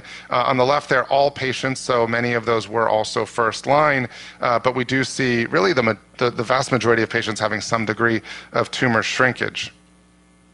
And here are the spider plots really showing the durability of many of these as well. And this is a data set that is still maturing, but there's really a very strong indication here of efficacy from those results. The toxicity profile, again, this is from the slides presented at ASCO, and generally pretty well tolerated. I will focus on a couple of them. Again, you see the stomatitis there at the top, and so that really is an ongoing area for just being aware of when treating patients with Dato-DXd, and that has, in some cases, really improved with dose reduction. I've found that in patients where I couldn't control it with things like a steroid rinse, or even ice chips during infusion, just keeping mouth cold, kind of like what there are those caps to really help prevent alopecia, for example, using that similar concept with the ice chips at the time of infusion. And there is ongoing study really looking at better controlling stomatitis while on Dato-DXd. Of course, the other thing is ILD, and so we'll talk a bit more about this one.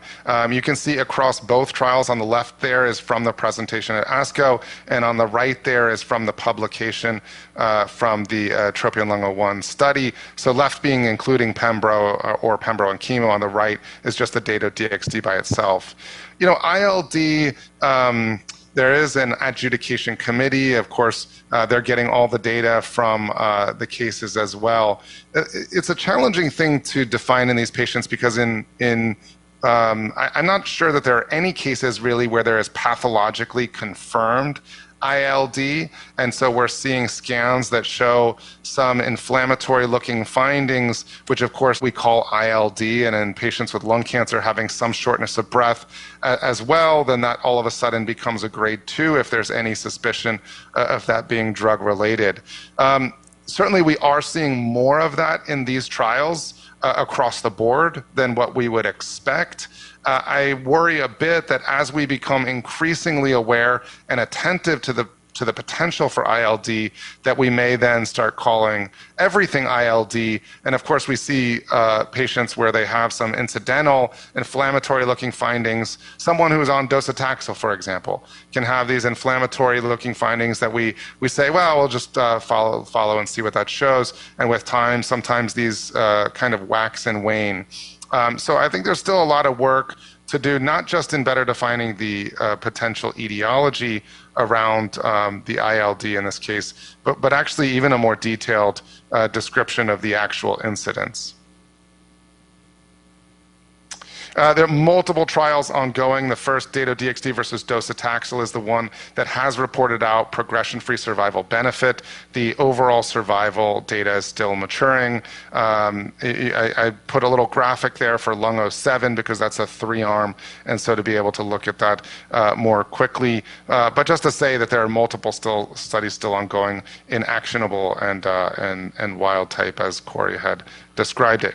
Now, CEACAM5 is another where there's an antibody-drug conjugate targeting this. This is about 20% of lung adenocarcinoma. Tucimittamab ravtansine binds to this. Their data for this looked at moderate as well as high expressors. And really, it's just the high expressors that have about a 20% response rate. You can see in moderate expressors, it was only about 7%. Certainly some durability you see in the swimmer's plot there. Many who kind of fall in that moderate range. And this is where, again, that disease control rate you see is 64 and 60% across. But I think in this case, we're really looking more at the overall response rate with some portion of those really having some durability. There are multiple trials further with this tucimittamab ravtansine in combination with chemo, immunotherapy, and in other disease settings. The one toxicity to point out to this is the keratitis, and this is something that does tend to improve with holding the drug. So it does look like it's easier to control. So really a lot to talk about there. I'm kind of curious, Karen, what are you thinking you're going to be using for second-line therapy, assuming the data looks as promising as it sounds like? And also, I'm kind of curious about, I don't know how often you get the third-line therapy. I imagine not too infrequently, how it might affect third-line therapy. What are you thinking at this point, Karen? Yeah, so I think of it more as subsequent therapy versus lines, because there also are those patients who might get, like Corey's patient who got Pembro and then Carbo Pembro, and so it's different to think about lines versus what they've received before and what makes most sense in their course of their disease. So it is a little bit more like a chronic disease than it used to be, even for patients who don't have actionable mutations. But I think ADCs are going to be part of this. I think the challenge to move it up to frontline with the toxicities, I think that might take a little longer, but I think we will be utilizing this in second line and beyond for our patients. And it may not be instead of, it may be in addition to. And so I think it provides, these drugs provide more options for our patients, and it really is understanding the toxicities and these kind of off-target toxicities that may be related to where the drug is being released, maybe early or things like that, like the ILD, and trying to make sure that we have as safe of molecules as we possibly can have. So I think that's kind of where the field is going to continue to move, is trying to make these safer and safer and more get the efficacy to the target. I guess the thing I was wondering about is I'm kind of curious if you kind of start out with a Pembro, and let's say you decide you're going to use Dato second line after you see the data. Do you think you can use docetaxel or docetaxel or ramucirumab third line? I definitely would. If the patient was somebody who could still tolerate that type of therapy, I definitely would continue to use the tools in our toolbox and just move it to the subsequent line. Corey, any comments on this fascinating agent? Also, the idea of using it first line. I mean, the idea of chemo plus IO, obviously you all really established the beachhead for that, but it's being used in so many other cancers. But also IO plus ADC is a very common regimen. First-line therapy, diffuse large B-cell, Hodgkin lymphoma. I mean, there's a bunch of bladder cancer I was just talking about. Any thoughts about this agent in the second line and maybe in the future first line, Corey? So going to the first line question, I think that's a much higher bar. We already have established regimens there. The results with 10% up to 30% 5-year survival now with various with IO-based strategies is going to be hard to exceed. And then the toxicity issues of combining this, particularly with chemo, I think the IO ADC combination is probably a bit better tolerated. This is very much like chemo. The side effect profiles of the ADCs are essentially chemo with added side effects such as ILD or the ocular toxicities, toxicities that we typically have not dealt with so much in the past. So the challenges there are great. But as Karen pointed out, we use the term second line. This is really subsequent line. There are separate second line trials. Presumably the approval, if it meets its OS benefit, and I think it'll probably need that. We've already seen the PFS benefit. Is quite tantalizing. You look at the data that Jacob showed, the median survival for the phase 1, phase 2 was about 11 months. The PFS was about 5 months. That looks very similar to docetaxel rami, but you got to remember, in that trial, the median number of prior regimens was 3. 50% had received 3 prior regimens. So this was really 4th or 5th line treatment for a number of individuals, and it was still generating data that good. So once we see the numbers from PFS and hopefully OS, I think skeptics will be convinced. I'm still very worried about the ILD. Any grade is 20%. Granted, grade 3 was about 3 or 4%, but our comfort level dealing with unusual side effects is marginal. Speaking of skeptics, I got to ask you, it's off topic, but I'm kind of curious, Corey, were you surprised at the survival benefit with Adora?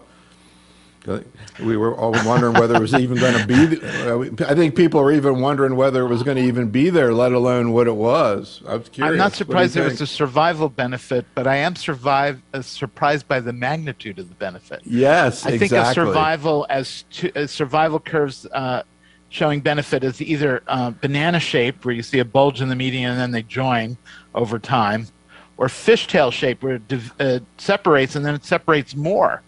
And in fact, at least so far, and we don't have longer term follow-up, but at 5 years, it looks like a fishtail curve. So raising the question of whether these drugs are really cidal and not just static.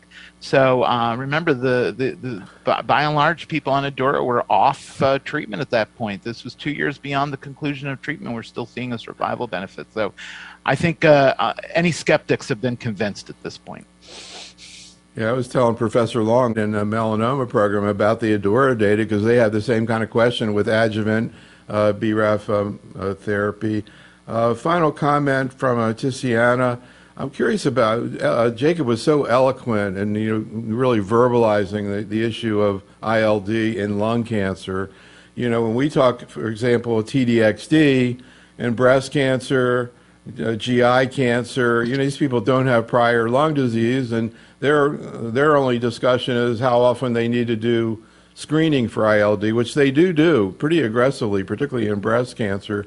But of course, lung cancer is a completely different story in terms of ILD. Any thoughts about how much of an issue this is going to be with Dato, and for that matter, even TDXD, Ticiana? Yeah, and I think it's really important to work in a multidisciplinary team. I think increasingly we need to understand what's really going on, and getting more bronchoscopies and getting more specialized opinions from pulmonology and interventional pulmonology and radiology about a differential diagnosis.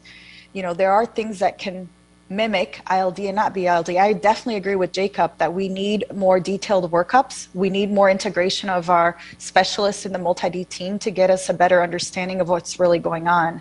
I think we are accustomed to treating immune-mediated pneumonitis. Obviously, we've done this for a long time. These are a little bit different. I think it does generate concern, but I think with more experience and integration of a multi-D approach to managing and diagnosing, is this really ILD, is going to be key to move forward. Jacob, any final thoughts about these trials in the first line, and how do you think that's going to play out over time? How much of an issue do you think ILD is going to end up being for Dato?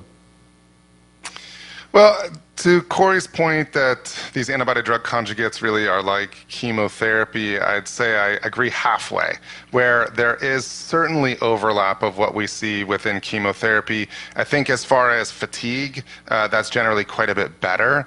So it's not quite like platinum chemo, but it's also not quite like pemetrexed, which is really quite easy on people, but maybe somewhere in between. There are some people that just do exceptionally well, like the case that I had of a patient, 21 months, continuing his career, continuing doing everything, all of his normal daily life while on the therapy. That's not typical of something like platinum-based chemo. But it also, this is not immunotherapy where most patients end up having no toxicities. So it is somewhere in between them, but certainly to the point that there is a unique toxicity profile that one needs to kind of become more accustomed to: the eye toxicity, the mucositis, and the ILD.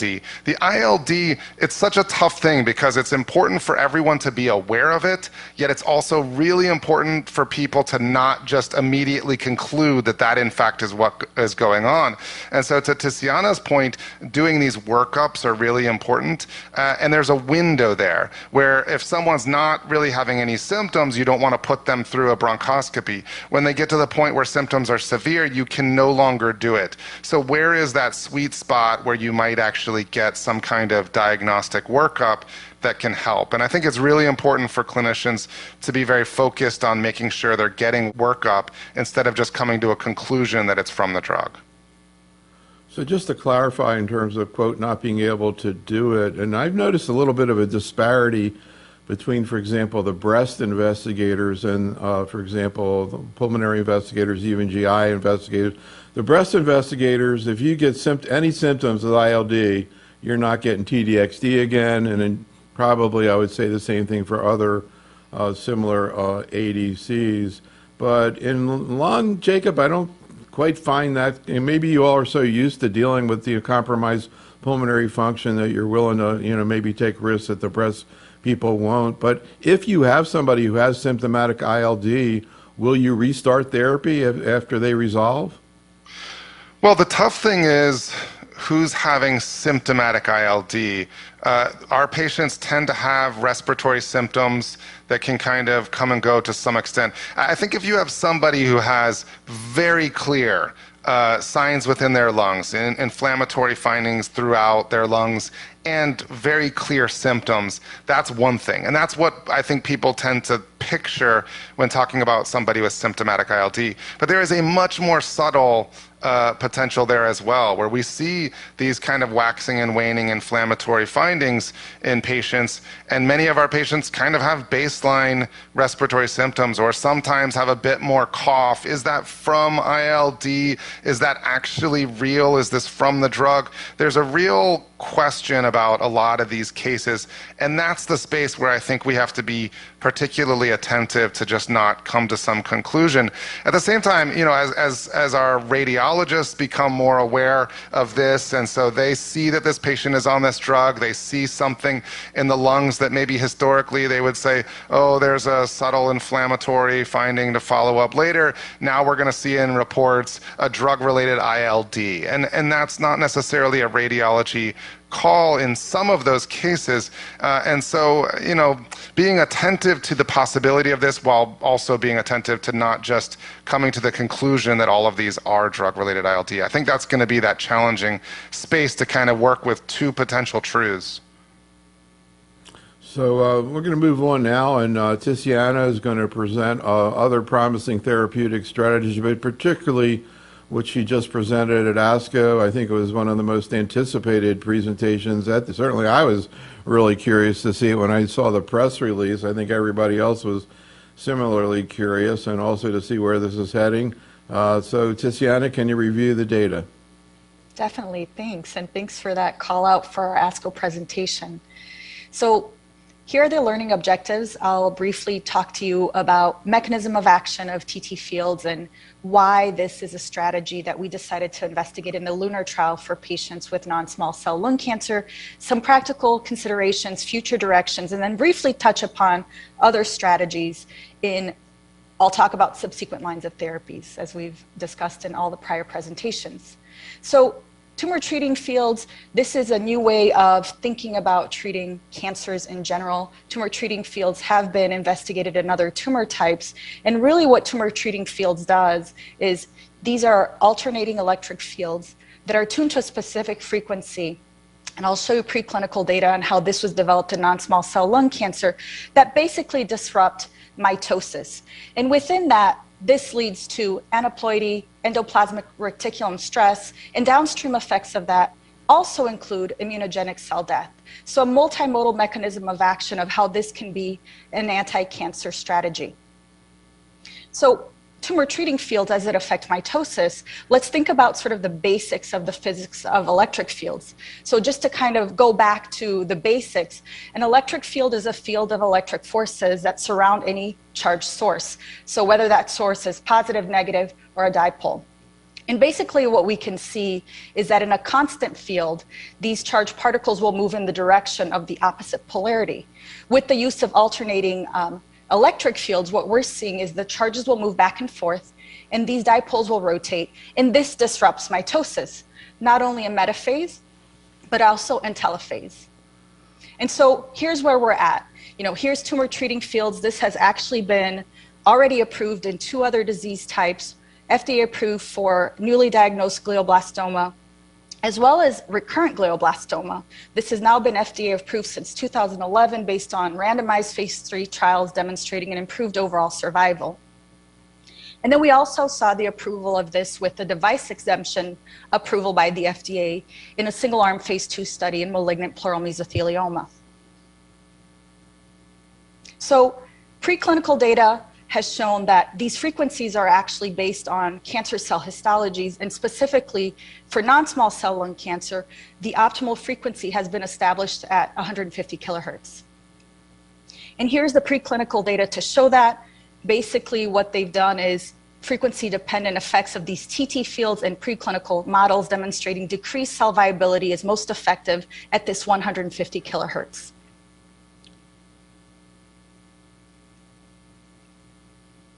We've also demonstrated preclinically the use of tumor treating fields with chemotherapy, specifically taxanes in non-small cell lung cancer cell lines, showing that the addition of tumor treating fields to paclitaxel led to a decrease in the number of viable cells.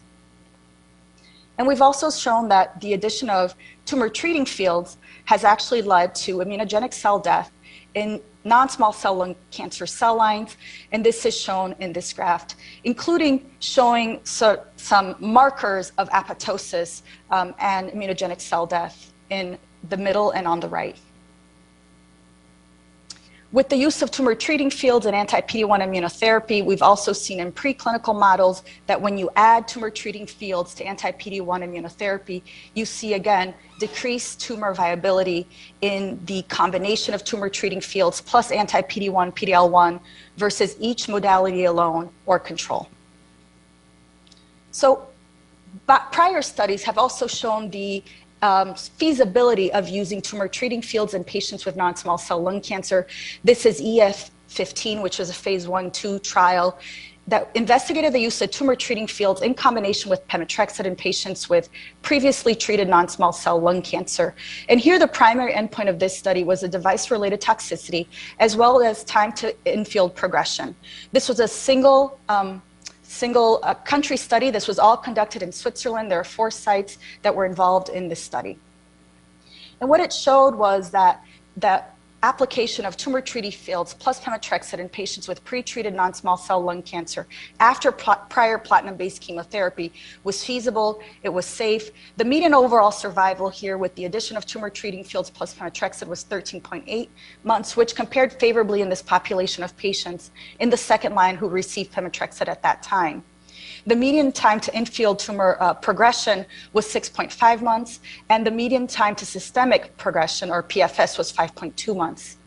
And this is sort of an important distinction here on the left is the time to tumor progression.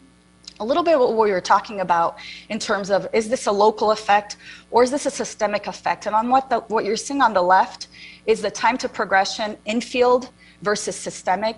And as you can see there really isn't a significant difference in this study between the time to progression both in field as well as systemic progression.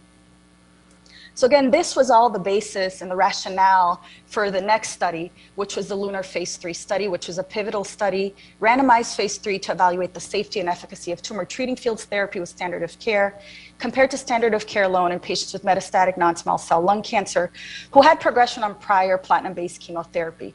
So here you see 276 patients who got randomized 1-to-1 to tumor treating fields therapy, which then was combined with the systemic therapy of choice of the investigator, which could be immunotherapy versus standard docetaxel versus the standard of care alone.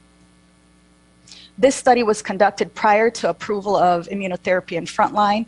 And what our study showed, and this was the primary endpoint, was that the addition of tumor treating fields to standard of care systemic therapy in this patient population in the second line and beyond after platinum-based chemotherapy led to improvement in overall survival in the ITT population.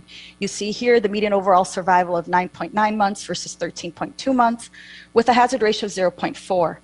Secondary endpoints included the overall survival in the ICI-treated patients, and as you can see here, there was a striking difference that was meaningful in this subgroup of patients with the median overall survival of 10.8 months versus 18.5 months with a hazard ratio of 0.63.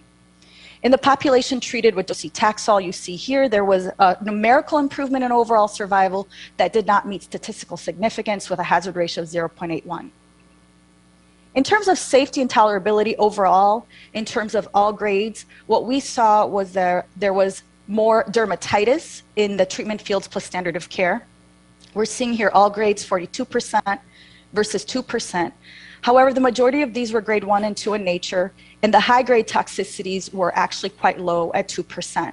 So again, no difference in systemic toxicities, no differences in pneumonitis or other immune-related AEs, and there were quality of life measures that were evaluated in this study. And the detailed analysis is ongoing, but the data that we have so far is that there were no notable differences in health-related quality of life when you added tumor treating fields to standard of care. And so here's a breakdown for the tumor treating field adverse device effects. The median usage of the device was 15 weeks with immune checkpoint inhibitor and 13 weeks with docetaxel. And again, as stated, majority of these device-related effects were actually low-grade in nature, 1 and 2. Again, most notably dermatitis. The majority of the cases resolved in 87% of the cases. And as I stated in our case discussion, the management of this is really actually quite simple, and obviously there are things that you can do to sort of preemptively sort of identify patients who might be higher risk and be proactive about managing patients and advising them on when to call the clinic if they are having dermatitis or other skin-related concerns. The majority of the dermatitis cases resolved with a median duration of 3 weeks. There were no grade 4 toxicities and no grade 5 toxicities that were attributable to tumor treating fields therapy. And so here is the basic outline of what we used and what we can use in clinical practice if this does get approved by the FDA, really being proactive in assessing for risk factors for any skin-related conditions and whether they are using other therapies that may impact, skin-related conditions. Ensure that the skin is clean and dry, well-shaved prior to using the array application. And then you do have to replace these arrays every 3 to 4 days and reposition them about 2 centimeters to an alternate layout. And this really does reduce the chances of developing dermatitis in my experience. Importantly though, if patients do develop dermatitis, you can monitor, use topical steroids, use topical antibiotics if there are signs of folliculitis or infection. And then certainly, if needed, hold the tumor treating fields, remove the adhesive bandages, give a break of 2 to 7 days, and then when things improve, you can certainly apply the arrays back on using the principles in the prevent and minimizing precautions. So this is a slide.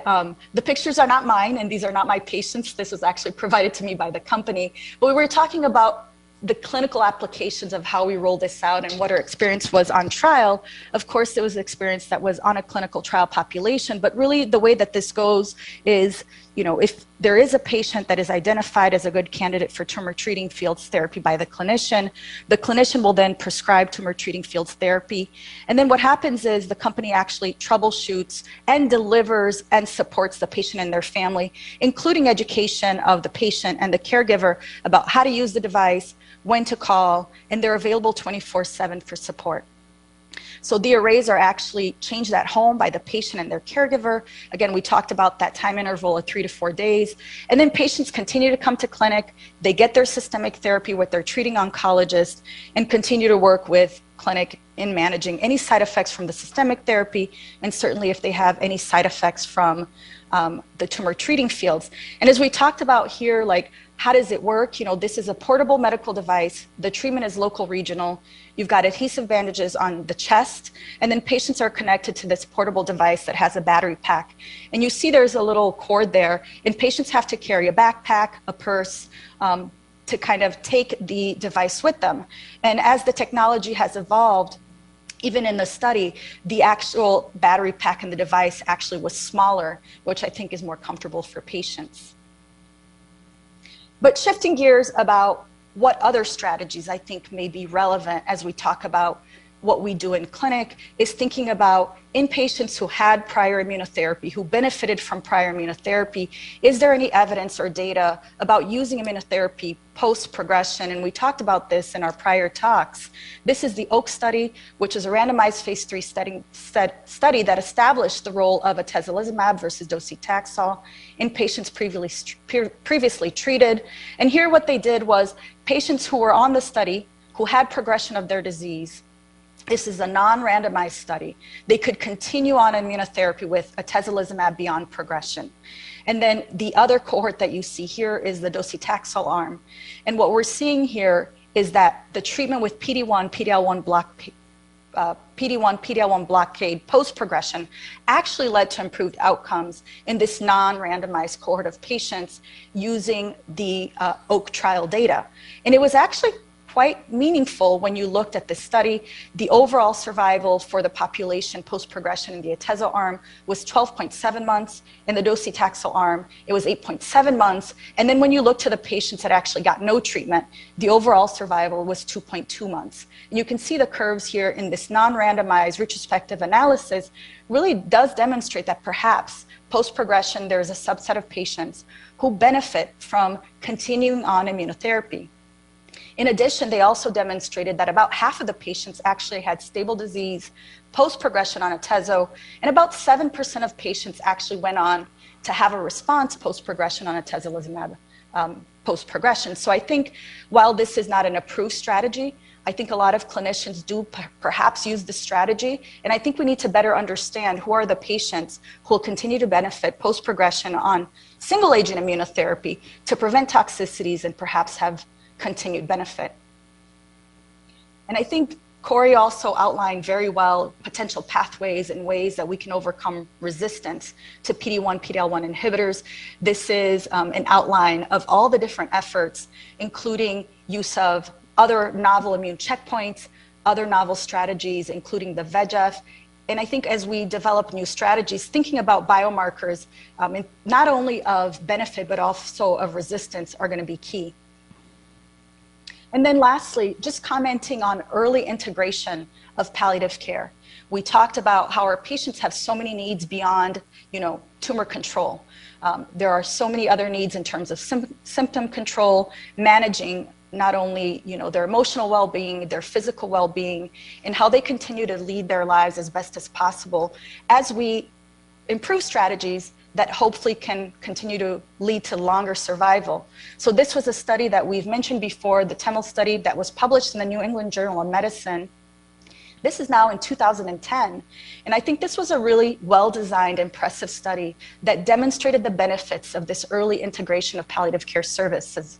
So in patients with advanced non-small cell lung cancer, early integration of palliative care, in addition to sort of the usual oncology care, was actually significantly superior to not only improving quality of life, mood, but also importantly, patients having less aggressive therapies at the end of their life, but importantly, with improved survival. So I think integrating palliative care in the clinics with oncology is definitely another really important strategy that may be a very meaningful thing to improved outcomes for our patients. So in conclusion, immunotherapy resistance in the setting of recurrent or metastatic non-small cell lung cancer is heterogeneous. Better therapies are needed. We demonstrated in our study that Tumor Treating Fields therapy with standard of care led to improved survival with no added systemic toxicities. We are investigating the use of Tumor Treating Fields now with current standard of care, specifically immunotherapy in the front line, as well as in patients with locally advanced non-small cell lung cancer following chemoradiation. And early palliative care leads to longer survival and should be integrated early. So thanks so much. I love that slide with the mechanisms. That's one of my favorite slides that you put up there from your paper. So I would like to give Corey, Karen, and Jacob a chance to comment or ask any questions. But first, let me start with my question, which is the obvious one. Why do you see such a difference in the IO arm versus the docetaxel arm, and who were those patients in the IO arm who didn't get it first line? How many of them were people with relative contraindications? Was it people who couldn't access it because of where they live? Any thoughts about that? Yeah, and that's a great question. And one of the things that I think this study really was designed prior to the use of IO in frontline, and literally mid-study, the standard of care changed where immunotherapy then was used in the front line. So I think that's the main reason of what you're seeing. With the data that we have, the baseline demographics and the PD-L1 data that was available was not different between the subgroups, including the subgroups that received tumor treating fields. But 58% of the patients in the tumor treating fields plus docetaxel group received a prior ICI versus 2% in the tumor treating fields plus ICI group. So the majority of these patients really were patients that were IO naive.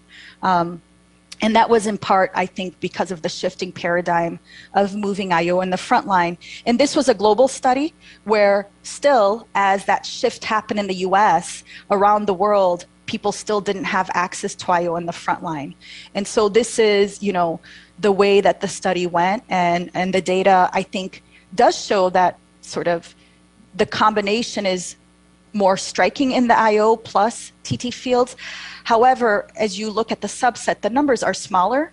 And so it's hard to make any meaningful conclusions of, you know, would a patient with docetaxel not benefit with the addition of TT fields? We saw numerical improvement in survival. We saw preclinical data showing benefits with the taxanes.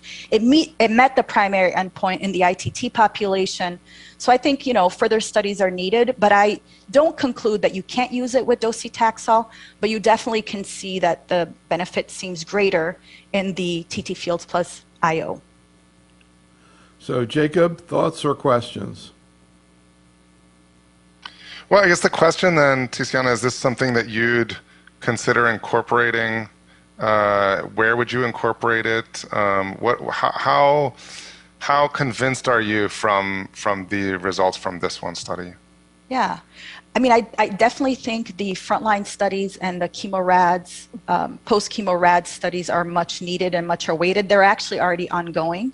If this gets approved by the FDA in clinical practice, where I would see myself considering the use would be in those patients that received prior IO, that were IO sensitive, that I'm now thinking about, do I re-challenge with IO? Do I go to docetaxel? Do I think of another strategy? I think in that IO re-challenge sensitive population, I definitely would consider using tumor treating fields plus IO, because I think there's a lot less toxicities. Obviously, you know, cross-trial comparisons of other studies. And I would consider it with docetaxel. You know, when we look at the overall survival results here with TT fields plus docetaxel, I think it compares favorably with docetaxel plus RAM, and the toxicities are much less. So I would consider in those two settings. I think we need more data, and I think the data will come, and hopefully we'll see that this will pan out, you know, in the front line as well. Karen, any thoughts or question? I was just flashing on maybe we'll be doing Pembro, ramucirumab, tumor treating field someday, but any thoughts or questions? I think that's an interesting concept and maybe possible. I think this tumor treating fields is possibly something you could add to multiple types of therapies. I think from this study, you know, as Ticiana has given us the details, you know, many of these patients were never pretreated with ICI. So this is really not a subsequent therapy, but an initial ICI therapy. The other issue is that many of the patients, as she mentioned, didn't have PD-L1 testing. So we don't know how many of these on each arm were high, and I think that's actually incredibly important when you're talking about untreated patients, patients who had never received prior ICI. So I think there are some questions into what's driving this efficacy, and so I'm not quite sure it's ready for prime time for everyone, but I think it's an interesting modality, and it may be a good adjuvant to lots of the types of therapies that we do. I'd just like to add, come to our presentation at WCLC. We do have some data on the PD-L1 subgroups, right? The data that we have available. Right. So we'll be in Singapore presenting some of that data. Great. Right, I saw that. So final questions from Corey or comments. I was talking about the incredible change in the oncology waiting rooms that happened about 7 or 8 years ago when checkpoint inhibitors come in. I kind of wonder, you know, 10 years from now, do you think we're going to look at our waiting rooms and see a bunch of people with these devices? Any questions or thoughts, Corey?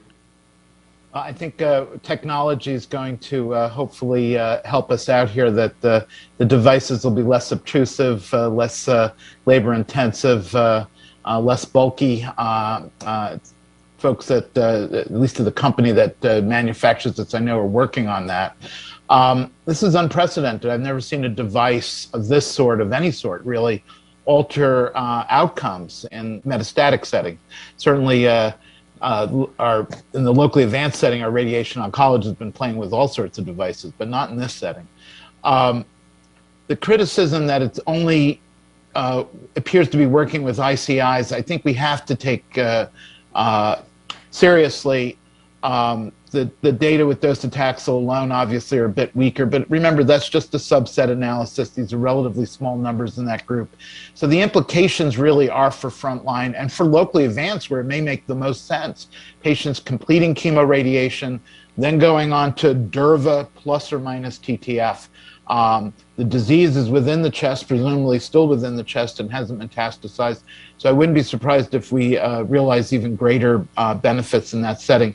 And there will be studies. I think, Ticiana, you'll be reporting on the patterns of recurrence, infield versus outfield versus, looking at bone or extra thoracic metastases, whether there are major differences. And then also the duration of the treatment. In GBM, 75% time with these treatment arrays seems to be the sweet spot. If you can hit that or higher, you have greater relative survival benefit. If you fall below 55 or 65%, that survival benefit has been reduced. So that analysis, I believe, correct me if I'm wrong, Ticiana, will also be taking place. Yeah. And in GBM specifically, they used a threshold value of 50% or greater average monthly usage. And we'll be able to capture that because that's all in the device. So hopefully we'll have that data. And, at this time, we saw the median device usage, but I guess we'll have to see what the data shows if there is, like in GBM, that, association between the monthly usage and outcomes. In GBM, it correlated with overall survival and PFS. So Corey, Karen, Ticiana, and Jacob, thank you so much for spending this time with us today. It was really exciting. There's so many interesting things going on right now. I'm really looking forward to see where this leads in the future. So this concludes our program. This has really been a great afternoon. Thank you so much.